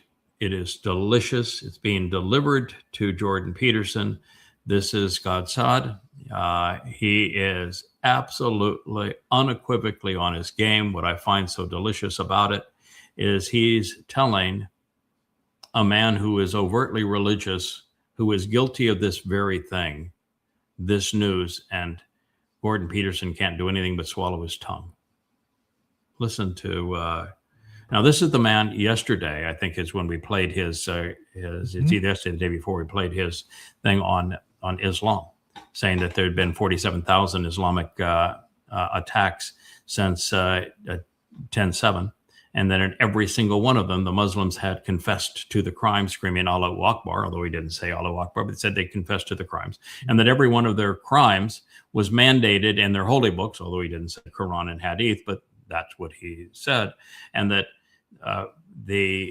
this delusion in the West over we don't want to hold Islam accountable for the crimes that Islam is mandating and perpetrating is essentially suicide. That was his position that I think we played yesterday, if not yesterday, the day before. Here's another one on that delusion of religion and why there is no solution to overt religion, overt politics, overt conspiracy. If you're caught in any one of those three things, there is no reaching you. Evidence and reason are wasted on you. There is no ends to which people will go to in order to maintain the coherence of their current belief system, irrespective of the amount of contrary evidence that they are exposed to, because then that triggers cognitive dissonance. And as a matter of fact, paradoxically, what often happens, as I'm sure you know, Jordan, when I expose you to contrary information, it only solidifies your position. There is no. Yeah, that might be worth playing a second time, because Jordan Peterson is he's a propagandist for Orthodox Christianity, which is a position that cannot be defended, of which is a position where, you know, in the serious goddamn religion, I have released, well, just on Christianity alone, I have presented 5 volumes. This is just one of 5 volumes, averaging about 750 pages apiece, to completely repudiate everything in the Christian New Testament. Everything. I mean, I leave no stone unturned. I completely destroy everything that Christians believe. Now, I don't leave Christians without a God. I tell them who God actually is, and I don't leave them without a Messiah. I tell them who the Messiah actually is. But everything in the Christian New Testament is absolutely untrue and easily shown to be untrue. And this man, Godsod, is telling a man that is one of the most influential proponents of Christianity that there is no amount of evidence or reason that he is capable of processing, and that even with irrefutable evidence that his religion is false, he won't reject it because he's incapable of thinking about it because of the cognizant dissidence, and that a challenge to his religion, rather than causing him to say, what a gift you have given me, thank you for releasing me from the lie of that religion, actually causes them to be more aggressive against the person who is delivering that sentiment. It's brilliant. Peterson didn't have a lot to say, though, did he? There is no answer for this for a person of conspiracy, of overt politics, or of religion. He is absolutely right. So what they do is they deflect, and then they, after deflecting, they will galvanize their resistance to this. Now, he is not doing what I have done. What he is doing is stating my conclusion, but without the evidence for it. And that was the same through his accusation against Islam being responsible for up to 50,000 terrorist acts since 9/11, all confessing to the crime. He is delivering my conclusion, but without the evidence for it. I've written 5 books, 4,200 pages of absolute irrefutable proof that Islam is responsible for the terrorist acts that it perpetrates, and it's not a corruption of the religion, it's core to the religion. And the same thing with Christianity. I have proven that it is untrue with the 5 volumes of Twistianity. All of this is free at yadayah.com. So the difference between he and me, first of all, he is a very influential influencer. He makes a living at this. And second, he is delivering conclusions which are true without the support, and I provide the support.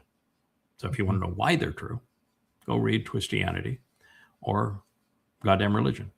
It's impossible to read either of those books and maintain a position that is sympathetic to either Islam or Christianity. It's impossible. And no one will ever do it. No one has ever do it. No one will ever do it. They're irrefutable. We can play what he had to say one more time. Go ahead first. Go ahead and get your comment, and then there is no ends to which people will go to in order to maintain the coherence of their current belief system, irrespective of the amount of contrary evidence that they are exposed to, because then that triggers cognitive dissonance. And as a matter of fact, paradoxically, what often happens, as I'm sure you know, Jordan, when I expose you to contrary information, it only solidifies your position. There is no. It's the nature of free will.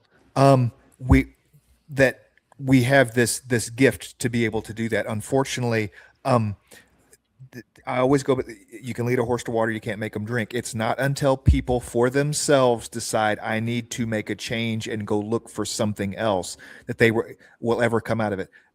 No amount of outside pressure will ever change a person's mind. Anything that changes in their life, it changes in their own mind first. Okay. Yahweh has a really effective way of dealing with this. And that is that he has a prerequisite for his covenant. An individual has to disassociate themselves from religion and politics and conspiracy and the family of man before he will even begin an introduction. And until people do that, they walk away from those things which are this impervious wall to evidence and reason, religion, politics, conspiracy, or the militarism, or the impervious wall to evidence and reason, until they make the decision on their own initiative to disassociate from those things. And they are the 1 in 100,000, or sometimes 1 in a million, who are willing to think their way out of the gutter of Christianity, Islam, Judaism, Hinduism, Marxism, and conspiratorial nonsense that nothing God has to say will resonate with him, so he doesn't even make the attempt. He never once asks us to go into the gutter of religion or politics and to try to convince those people to accept him as he is. Never once. He condemns them. And he says, this is a pit that you can't get out of. And so he condemns them. He does not try to save them. The only path to a knowledge of salvation is to first walk away from the lies that assure damnation. God's got a very effective way of dealing with this. Put down the shovel, people.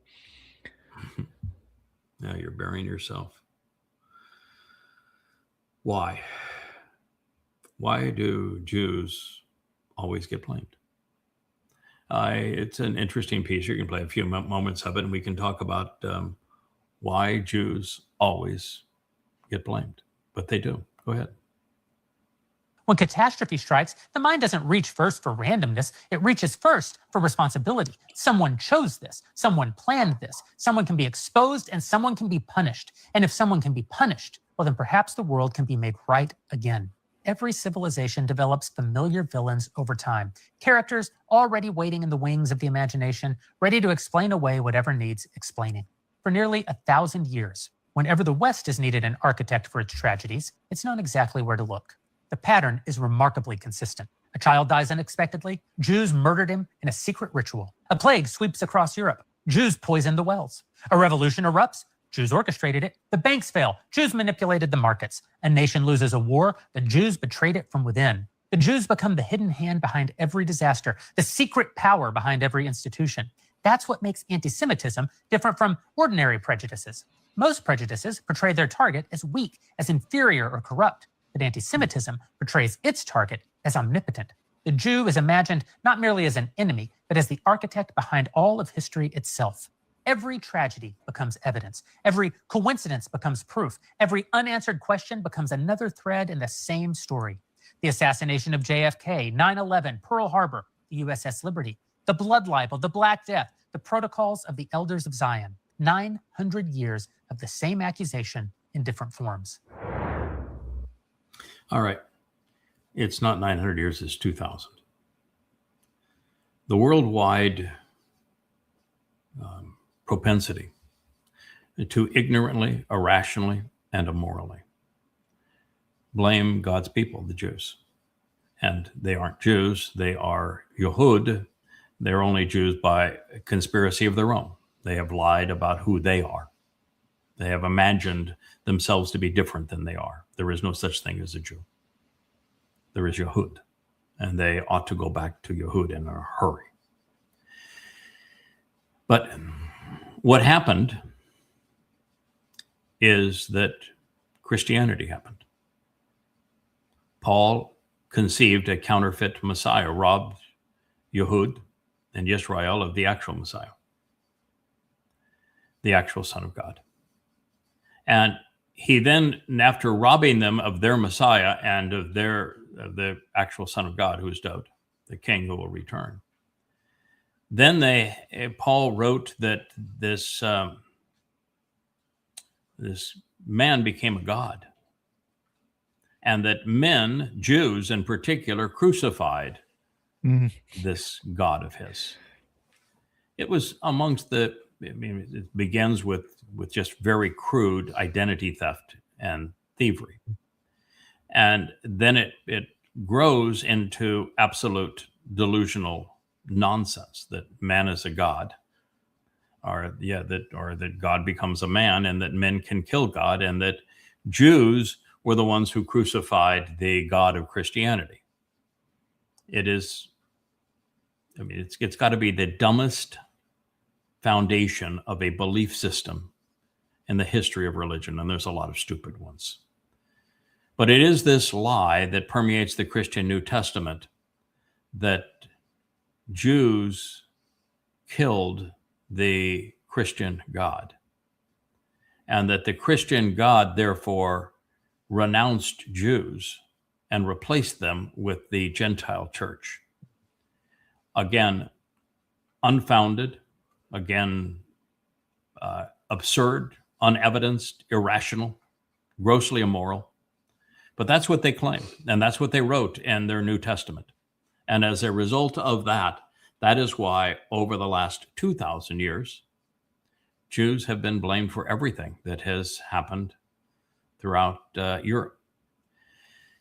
And it was rabbis who created Christianity, and it is rabbis who have created Islam. And so it's just this ongoing spiral that can all be right back, not just to Paul and his Christian New Testament that turned an actual man, Dowd, the Messiah and Son of God, into this counterfeit Jesus, and then the counterfeit Jesus into a God, and then proclaimed that the Jews crucified that imaginary God. But it was the rabbis, the Jewish rabbis, who didn't nip it in the bud, who didn't say, no, the text that you're quoting, you've misquoted every one of them.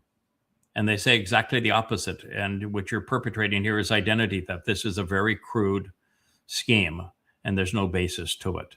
But they didn't. They promoted another false Messiah of their own in Bar Kokhba. And then a few hundred years later, they wrote the Babylonian Talmud and sold sections of it to Muhammad, and he created the Quran, and we start the whole thing all over again. And so you want to know why Jews are blamed? It's because of the rabbis. That's the answer. They're blamed because of the rabbis. If there were no rabbis, there'd be no Christianity, there'd be no anti-Semitism, there'd be no Judaism, there'd be no anti-Semitism. The rabbis are responsible. You need to deal with the rabbis. I concur with you 100% on that. I was trying to think back in my own mind, because you're going 2,000 years, and I'm thinking about Egypt. That was, in my mind, the first blame the Jews moment, that we need to enslave them lest they're going to grow up and be more powerful than us from within. You know, to blame Jews as a whole. That was actually prompted by a whole lot of other events. The Hishoks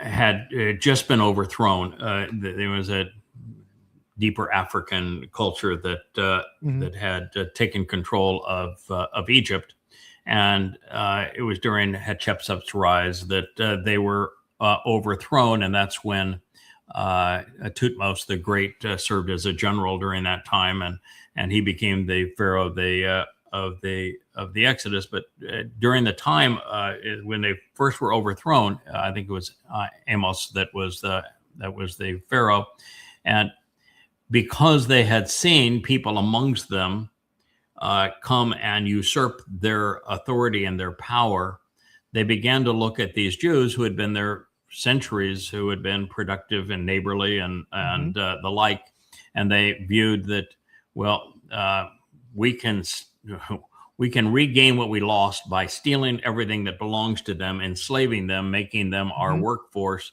and that will help us reclaim the power and fame we once had. So yeah, it was a conspiracy of sorts, but it was more of just a reaction to what they had endured and how they were going to greedily restore what they once were. And the Jews got caught in the crosshairs. And of course, the Jews during the Exodus were obnoxious towards Yahweh, but that did not create anti-Semitism. There's not a single Christian that condemns Jews for being obnoxious to God during the Exodus. This is true. No, they don't know the story, and it's never mentioned in Judaism, but that is the story of the Torah, is Jews being obnoxious. And as a matter of fact, there isn't. Christians want to believe that they're an Abrahamic religion and think of Abraham as this great friend of God, but Abraham was a numbskull. And the whole beginning of this is just a tremendous mess. Man's doesn't have much to offer. It takes a lot to overcome the actual stories that are in those books. I think it's one of the reasons why the story of Ruth and Boaz is such an anomaly, is so astonishing, is that every character is grossly flawed. Gross. Mm-hmm. Abraham, Yishak, Jacob, the 12 sons of Israel, they're all grossly flawed. And the Exodus is is a total shit show. Let's just call it what it is. The children of Israel are embittered towards God and antagonistic towards him and Moshe. And it's the entire trip. And at the end of that, you've got the period of Joshua where they don't listen to God. And it's just one disaster after another. And then you have the time of the judges that ends it so badly. And there's just one shining moment, a bright, shining moment, a love story, a story that should never have been able to have occurred between Boaz and Ruth. And then you have Naomi representing Israel. She's embittered. She calls God evil. She's everything that's wrong with Israel. You know, the rabbis want to present Ruth as converting to Judaism. No, she didn't accept Judaism. She destroyed Judaism.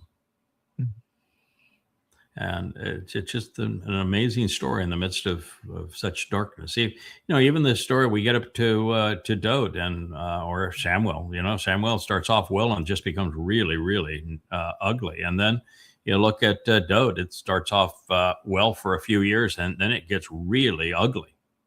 The story of Moshe. I'm not even sure. Well, it did start off well, and then it got really, really ugly. Mm-hmm. I don't understand why. Mm-hmm. I don't understand why it is that it's Jews as a whole that get blamed more so than any other anything, religion, ethnicity, whatever you want to call it. That it's not that we don't. It was the Pharisees or the Sadducees that crucified Jesus, right? It was Jews as a whole, one group that did this. That's the only ones. I've written a lot about this. At first, if you want to look at history, the Jews are not unlike really any other small nation or ethnicity in terms of Yehud and Yisrael. They have a brief moment under Dode where they were wonderful, and a few years under Solomon, and then it all fell apart. They became a house divided against themselves, as they are right now. And then there was a whole succession of abused by the Egyptians, abused by the Assyrians, abused by the Babylonians, and then abused by the Greeks, and then abused by the Romans. They just happen to be located in the crossroads of the world, which is why they were so afflicted by all of these different people, and they didn't conform particularly well to although they were heavily influenced by all of them. Jews, this concept of anti-Semitism, of just genuinely hating Jews, began somewhat under the Greeks because they viewed that the man's physical body was this glorious thing. They romanced the man's physical body, is why the Christian New Testament embraces Gnosticism and is written in Greek. And they viewed Jews with circumcision of mutilating this glorious male physique, which they fought nude, they competed in their sports nude, their statues are nude, their gods are men in the nude.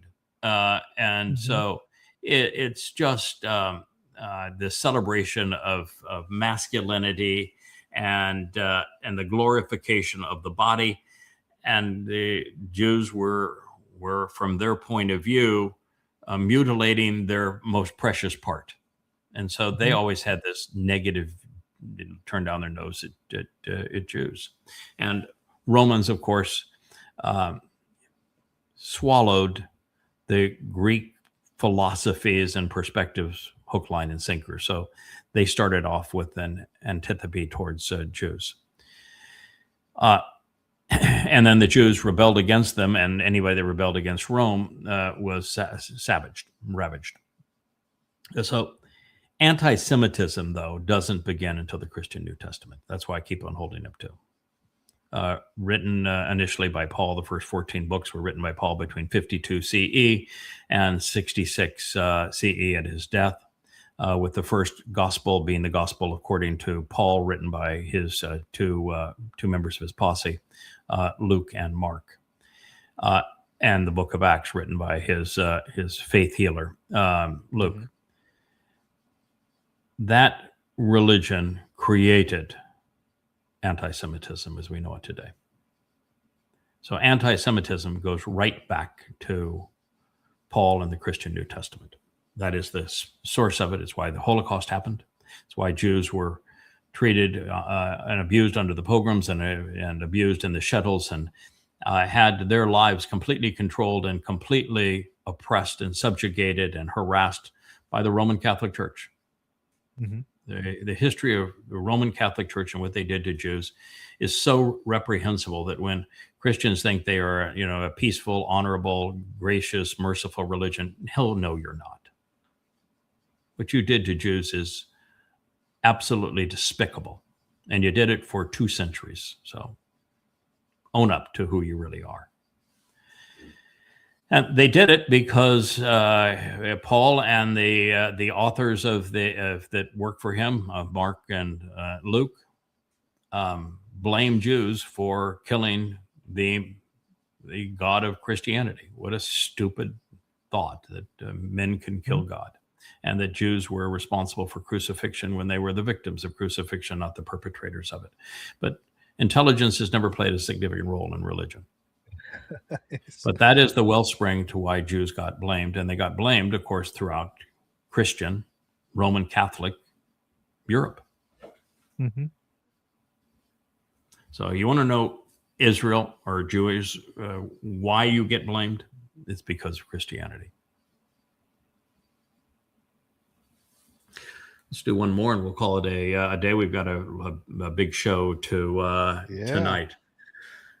This actually is a rather exceptional interview. Not this fellow here. He's just the host of the show.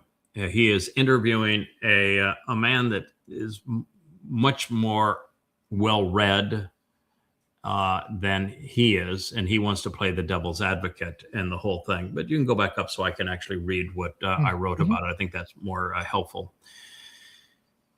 What he claims is that Trump is a cult of personality.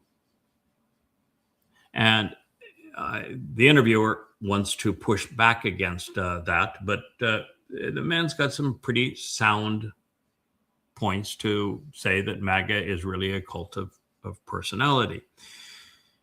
And my view would be that every political movement and every religion began as a conspiracy and a cult of personality.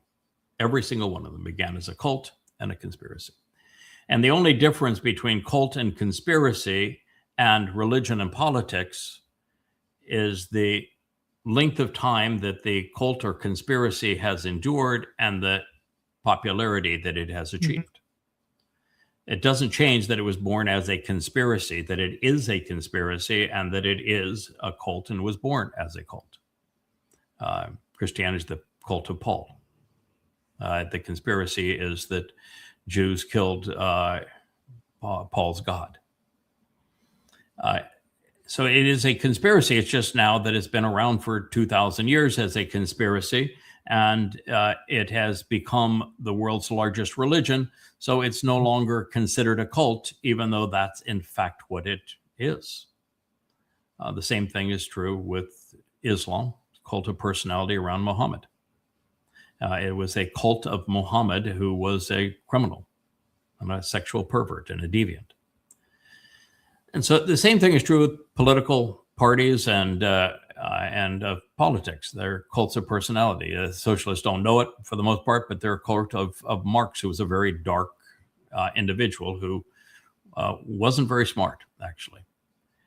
But they're cults of personalities, and they have conspiracies. Marx was a conspiratorialist. He was wrong about everything. And his communism and socialism, which he professed, was devastating to the human experience.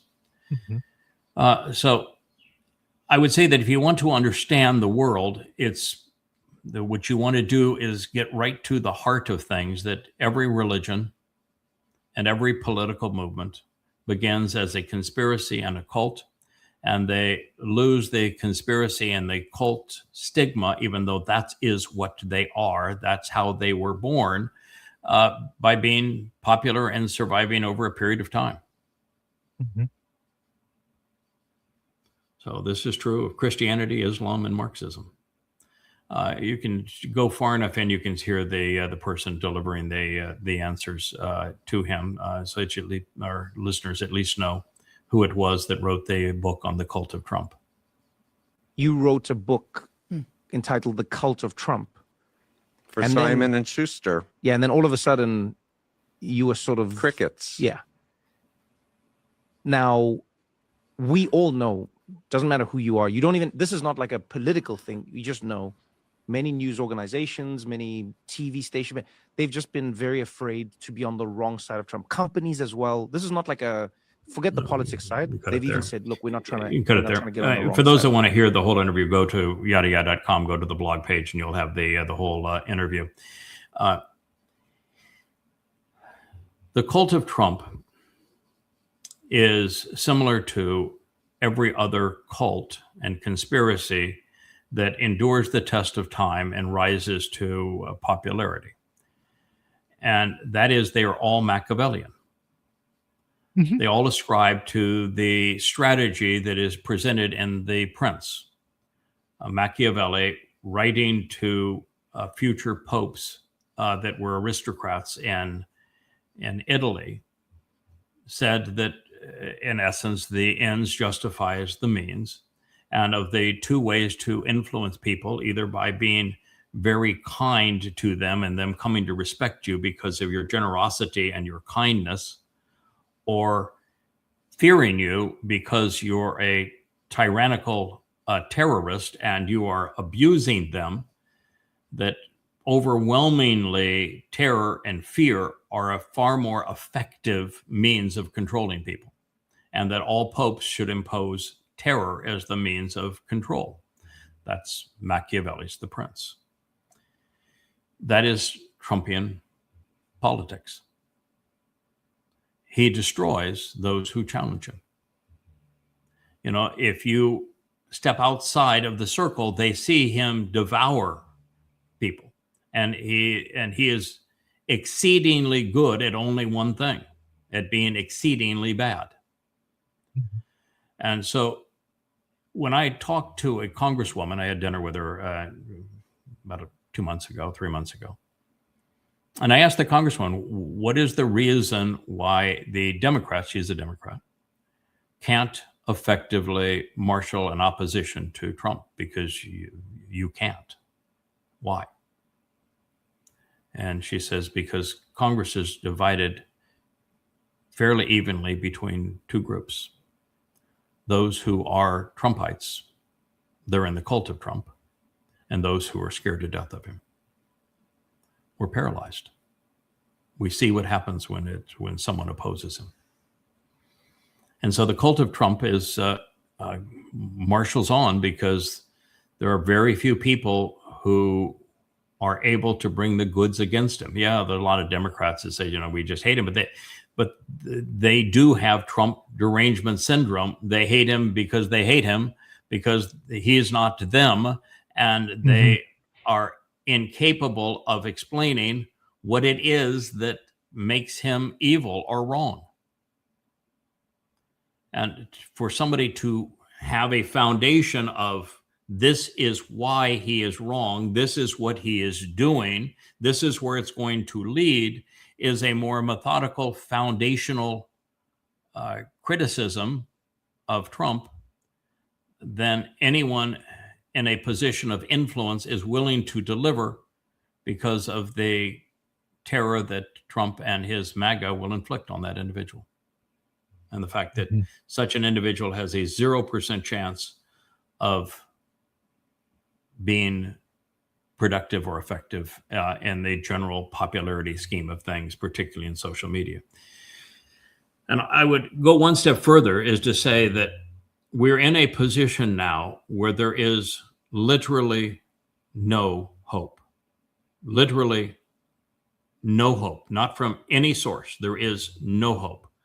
We cannot reach people in an algorithm of AI that is so caustic to the truth and to reality on X, Facebook, or YouTube.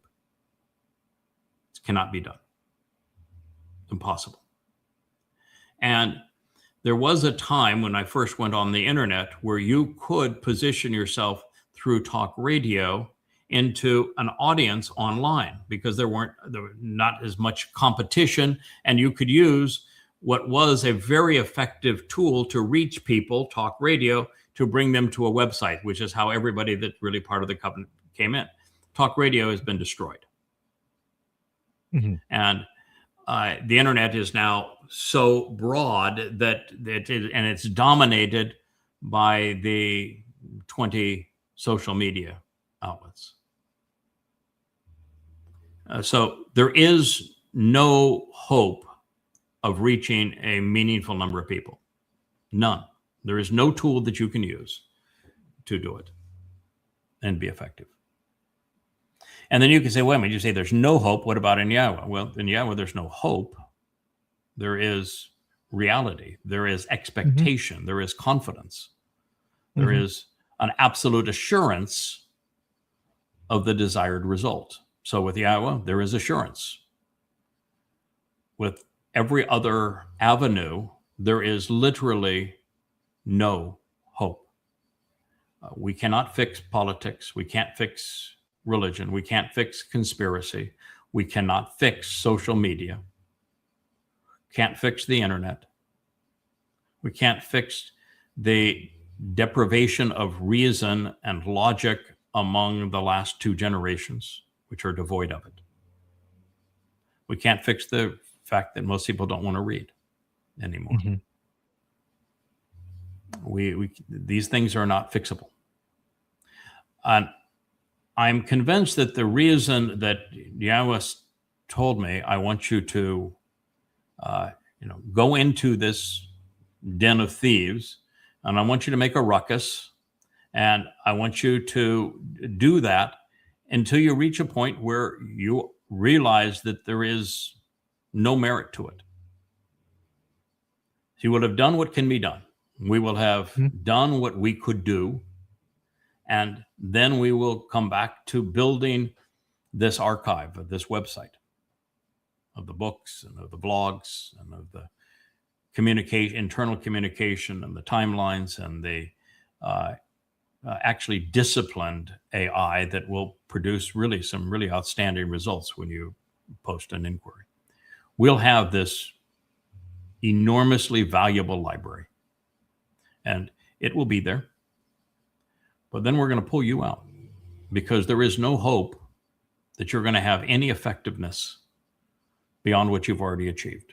You can bring covenant members up to speed so that there are more of them that God says I can trust, and therefore I can pull out of the 3D world and bring into the 7D world, because we have created an environment where they can prove their value, their worth, their actual character.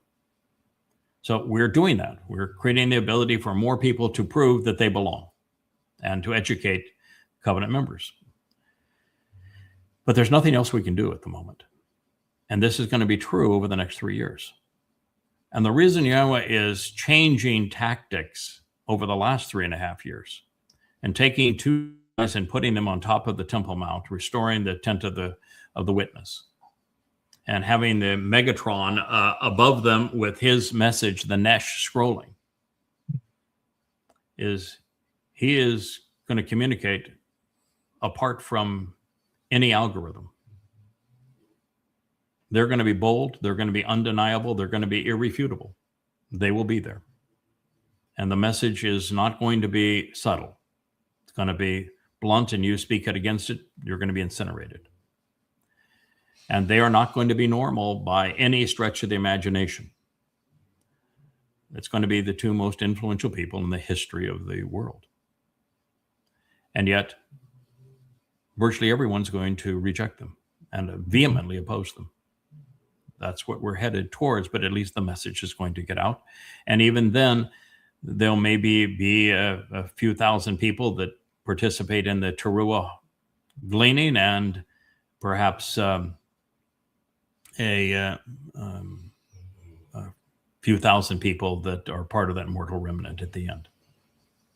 And even that mortal remnant will be of babies, essentially zeros, empty, clean slates going forward. But that's the plan, there's no reason for us to stay beyond equipping more covenant members to prove to Yahweh they can be trusted, and to equip them so that they're ready for deployment. Tough, you got to be tough. You got to be in the game. You got to make mistakes. You got to stub your toe. You've got to fall down and get back up. Yeah, you've got to be well informed and devoted to the job, and show some steadfastness for God to trust you. So we've created the environment where that's possible for a significant number of people. And we have built this tremendous library of vlogs and books, unlike anything in the history of the world. And as we create these audio books now with the AI, it's going to be even more powerful as a site, particularly linking the printed books and the page turners, the electronic page turners, and the audio. It's going to be extraordinary. And these programs we're doing, and now the family, permeating a family page on the website, so that there are many voices, and they get to hear it from various levels in terms of where people are in the covenant relationship. But there's nothing we can do over the next 3 years, which is why we're being withdrawn from Shabuah, June 11th, the Shabbat of 2027, and not going to return until the 18th of April on Passover in 2030. There's just no point to it. We're going to be restored, refreshed, re-equipped, ready to go. But no reason to be here over that period of time. It's not like God is saying, I'm going to abandon my people formally. It's just that there's nothing, Rich has gone back on X to say everything he told you was going to happen, when he told you was going to happen, Israel, how he told you was going to happen. The whole betrayal story is now precisely true, and it's irrefutable. So why don't you listen to him? How many positive responses have you gotten, Rich? Maybe a few dozen now. Okay, so a few dozen are not. I don't recognize them as the covenant users, but it's rare and in between. And I'm not going to stop. I'm writing right now. It takes me a long time to write. So yeah, okay. So anyway, that's where we are, and that's why God has this plan to rally us together. I think this transition, which you are an essential part of enabling other members of the covenant to express themselves and to demonstrate that they're willing to engage. They're willing to put their face out there. They're willing to share their voice. This is essential. Without that, God doesn't have any reason you can trust them. I mean, you can be a really good reader. You can be a really thoughtful person. But if you're not making a contribution, God doesn't have any reason that he's going to say, I'm going to take that person at this time out of 3 dimensions and bring him to 7. Now, the nice thing is that if you happen to be someone who considers themselves covenant because of what you have accepted, but you haven't acted to the degree that God's able to do that, and there's really no excuse, because you are, and I am, and Joe is, and Leah is, and Rich is, and Perry is, and many of us are creating the environment where it's now possible to take that next step. But if you miss it, you know what's coming. You can be there on Teruah. You're perfectly suited. It's just going to be a rough go over those 3 years that we're gone, but you're going to be positioned, and you're going to have a chance to demonstrate and prove yourself. And then we're all prepared to deal with the remnant. on behalf of Dode. So yes, God is going to remove us, and it's to allow His people to hit rock bottom and to be up against a wall, so that there are at least a few that are in a position to listen. And I realized that 2 years ago now. I mean, you couldn't make me go away. Even with the old team, I had to reach out once, twice, 3 times and bug Mary, Jackie. We're done with the glossary. What next? What next? What next? Was getting crickets from them. And then I had to reach out to Leah online and had to continually reach. What can I do? What can I do? What can I do? You never once came to me. Now, this isn't me being altruistic. This is me realizing that I need to have skin in this game. You need help. Yes. I can help. I'm in a position. And right. And I beat down to your door and say, where can I fit in? What can I do for you? Right. And we didn't have the gatekeepers anymore. So when Leah heard your request for involvement, she not only passed it on to me, but somebody, and it may have been Leah, but somebody told me that you were sparring with the most absurd, the most maniacal of the people we've encountered along the way, and that you were correctly and effectively sparring with them. And I read some of the things that you wrote. So, this guy, he can really think. This is a man that knows Yahweh, is rational, and is not afraid to take a stand.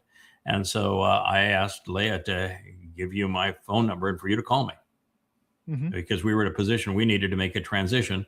And you and Rich are the 2 people at that moment who stood above all others. And I said, okay, well, this is our team.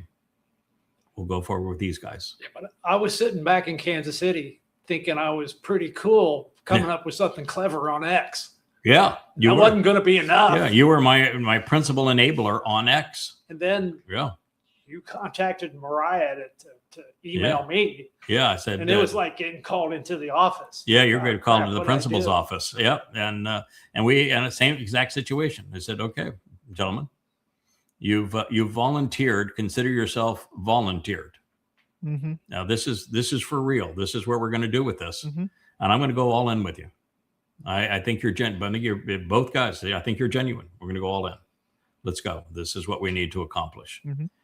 And at that point, there was really only one more thing that we needed to resolve, and that is that my friend Joe, who was so essential to our first website, but had kind of fallen on some rough times and got himself in a bit of a rut. We needed to get our good buddy Joe's attention again, and we've had that, and it's made a tremendous difference. And now we have, like Matt Perry has moved here. He's the one who is, Joe is driving the audiobooks and the page turners from a position that is going way beyond what anyone else has ever done. We spent hours going through his system, and I know there's others that are working with him in that system, but oh my God, that system is so complicated that it's going to be something that Joe's going to have to brute force himself through, because he's realized how many problems there are with the AI text to speech modules, and he has come up with a very sophisticated plan to deliver the goods. But at the same time, he is never going to be able to do 40 books.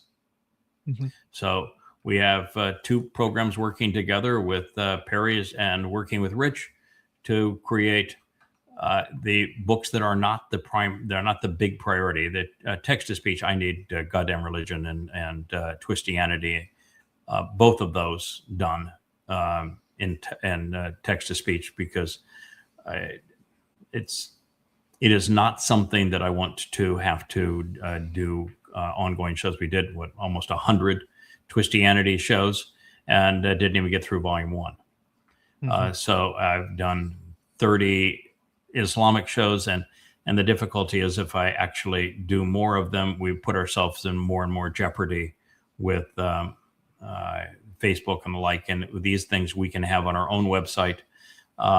They're buttressed by the evidence of the books. They're never separated from the books. And so this is the way to present those. And so Perry is focusing with Rich on the Coming Home series, which is something we wouldn't get to in the others for a period of time. But that's our current effort, and it's all revolving around a website. And listen, I realize that when we open the door and say, I want all of you contributing, I want you all talking, I want you all doing shows. These are the tools. They're fairly simple. They're fairly easy to use, and you can be self-taught. And other people, we need to join Leah and creating graphics and branding and the like. And when we did that, we knew that we're going to have people write themselves into God's story, and we'll have people write themselves out. It's just the reality of it.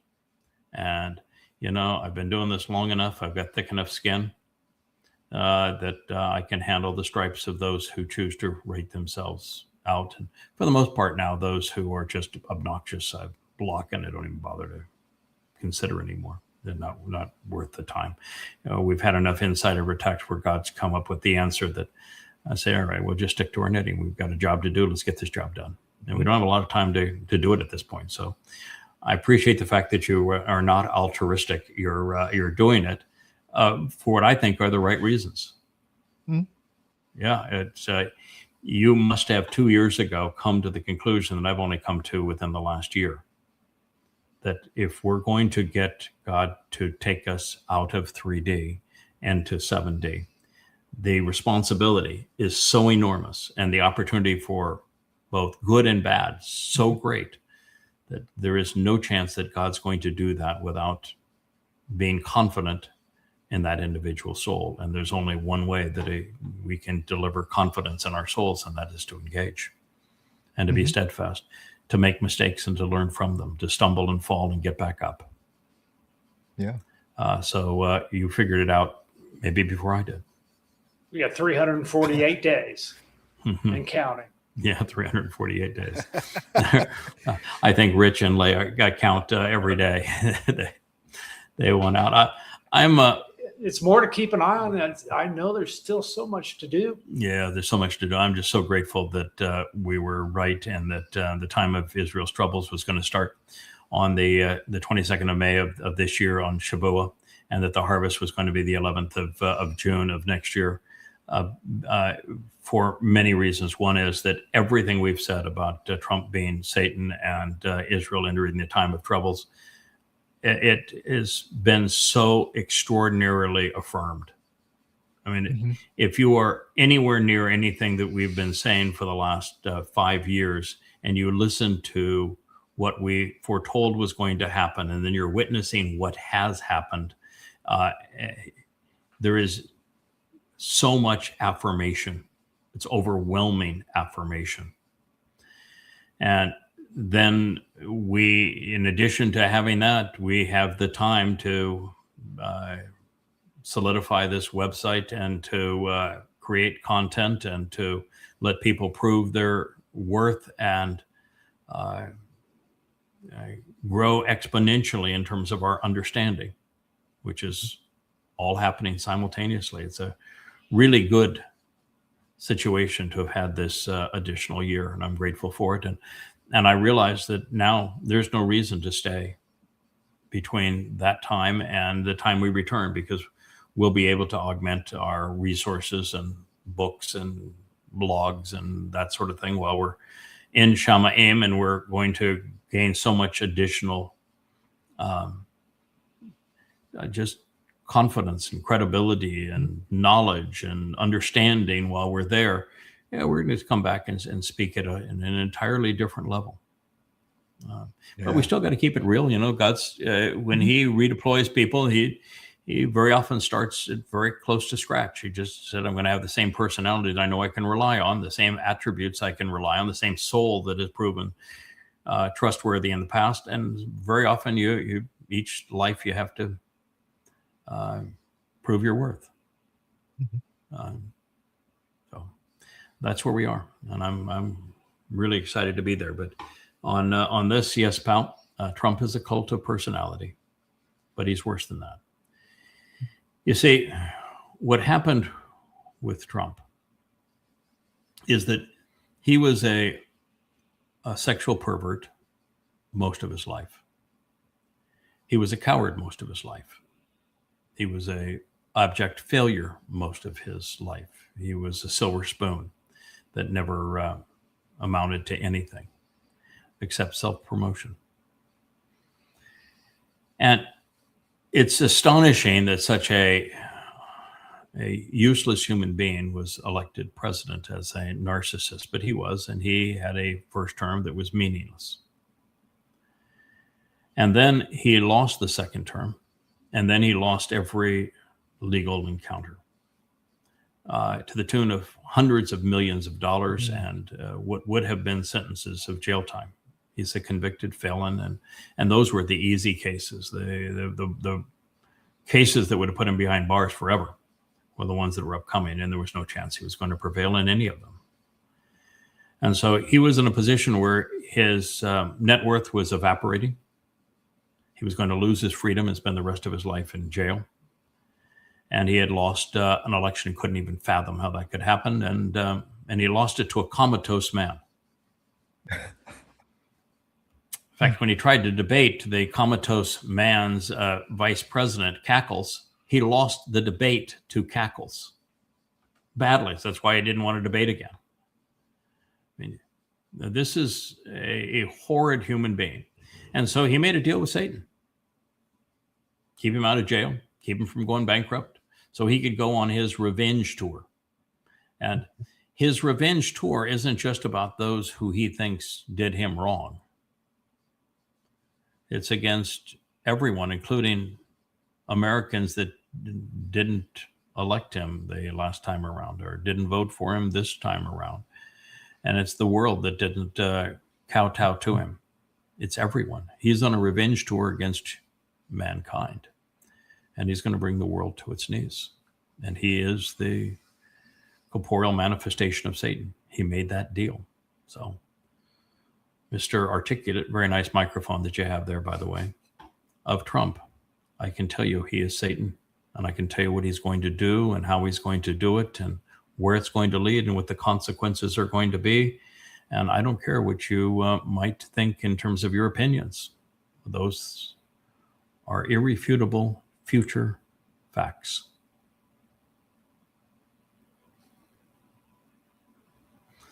So, gentlemen, thank you. It's been a kind of more thoughtful show than we normally do. We normally have more just morons that we get to obliterate, but these were some really insightful things that we played and spent more time on each individual subject.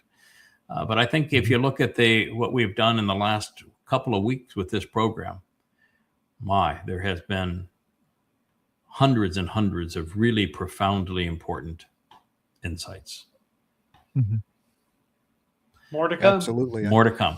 We'll be back at it on Monday with more of the vlog on the vlog. I don't know if we're going to try to sneak in a luminaries between now and the show. I think not. My voice almost gave out on me yesterday. And so I think I'll go back to Ruth and Boaz.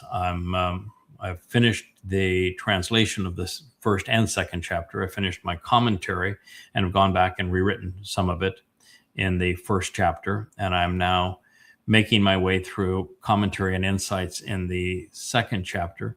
And there are times when, you look at something and you struggle for what am I going to say about this is going to have value to somebody. And there's times when your fingers won't move across the keyboard fast enough. And this is one of those times where there are so many insights. It's which ones are you going to leave alone so that you can focus on the important ones. I learned a long time ago, and when I was in a position of marketing and sales, that if you had 20 points that were beneficial to your product versus someone else's, and if you presented all 20, you would almost always lose because you would find that whoever had a different notion would focus on the weakest of those 20, and they would completely ignore the best 10. And so my preference now is let's focus on the things that really matter here. And I'll leave some of the insights to another time and maybe another opportunity.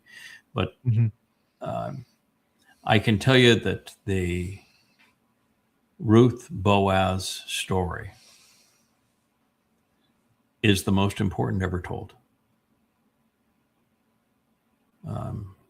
They are Yahweh's power couple. There's only one person more important to God than Boaz, and he does not succeed without Boaz or without Ruth.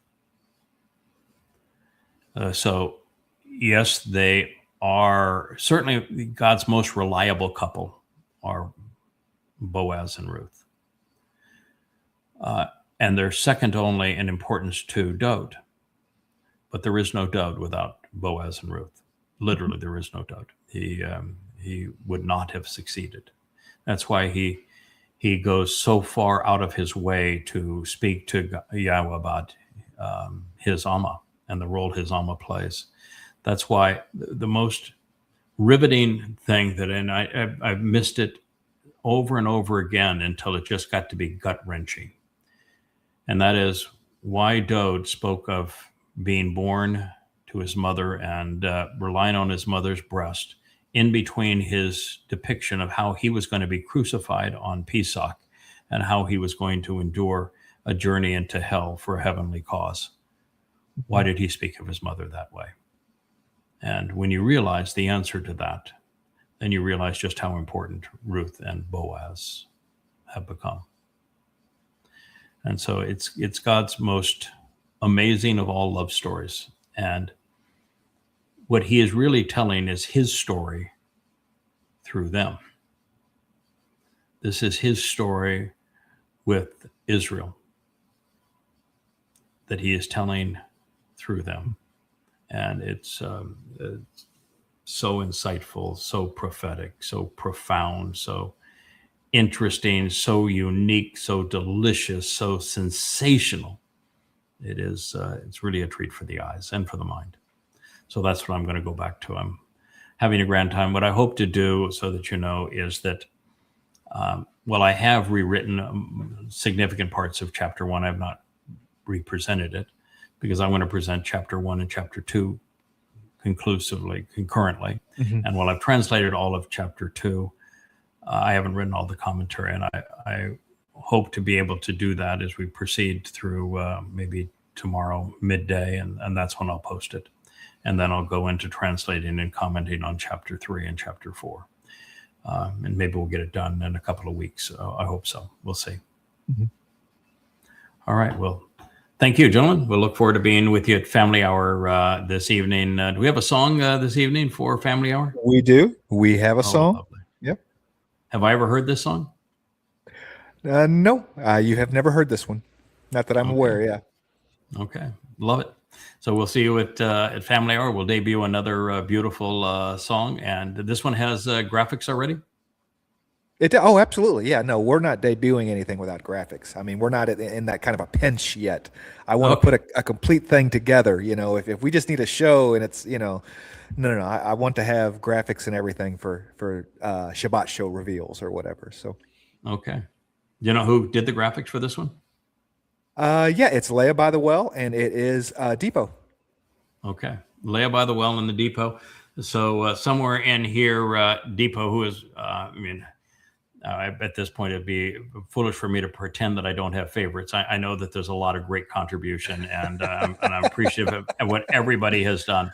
But yeah, I look at Depot as a son. I mean, I just say, oh my God, what a gift he is. And I understand that for a bit had a Leah in a veil, not veil because of Islam, but veil because of the thought that of a wedding and that's sort of thing. That's a separate video. That's a separate video. But yeah, there was one that he did go back and work on. Yeah, and okay. And so we've deveiled Leah. Yep. Okay, so it's Leah at the Well. I have not heard that song, and I'm mesmerized by the Depot graphics. I think the one that he did where he took us back to 1950s Israel was just awesome. Magnificent. And Absolutely. Then and that was the one on Yahweh's name. Yahweh's my name. Mm-hmm. And then the one that he did for Dust to Fire is theatrical. Mm-hmm. So yeah, he's really an exceptional talent. And we have a lot of contributions, and they're all wonderful, and I love all the songs. And look, we probably have 100 songs now that Leah has written, so it's pretty extraordinary. All right, well, thank you so much. Rich is over here. I don't know why there was a comment there, a little bit of a scream, but that's there's the Wook, and he is saying goodbye. Well, he'll introduce. Well, I guess he won't introduce this show, but maybe we'll see him tonight at Family Hour. Good day. Hey there! Thanks for tuning in. That was Fetch. Gotta run now. Catch y'all on our next podcast.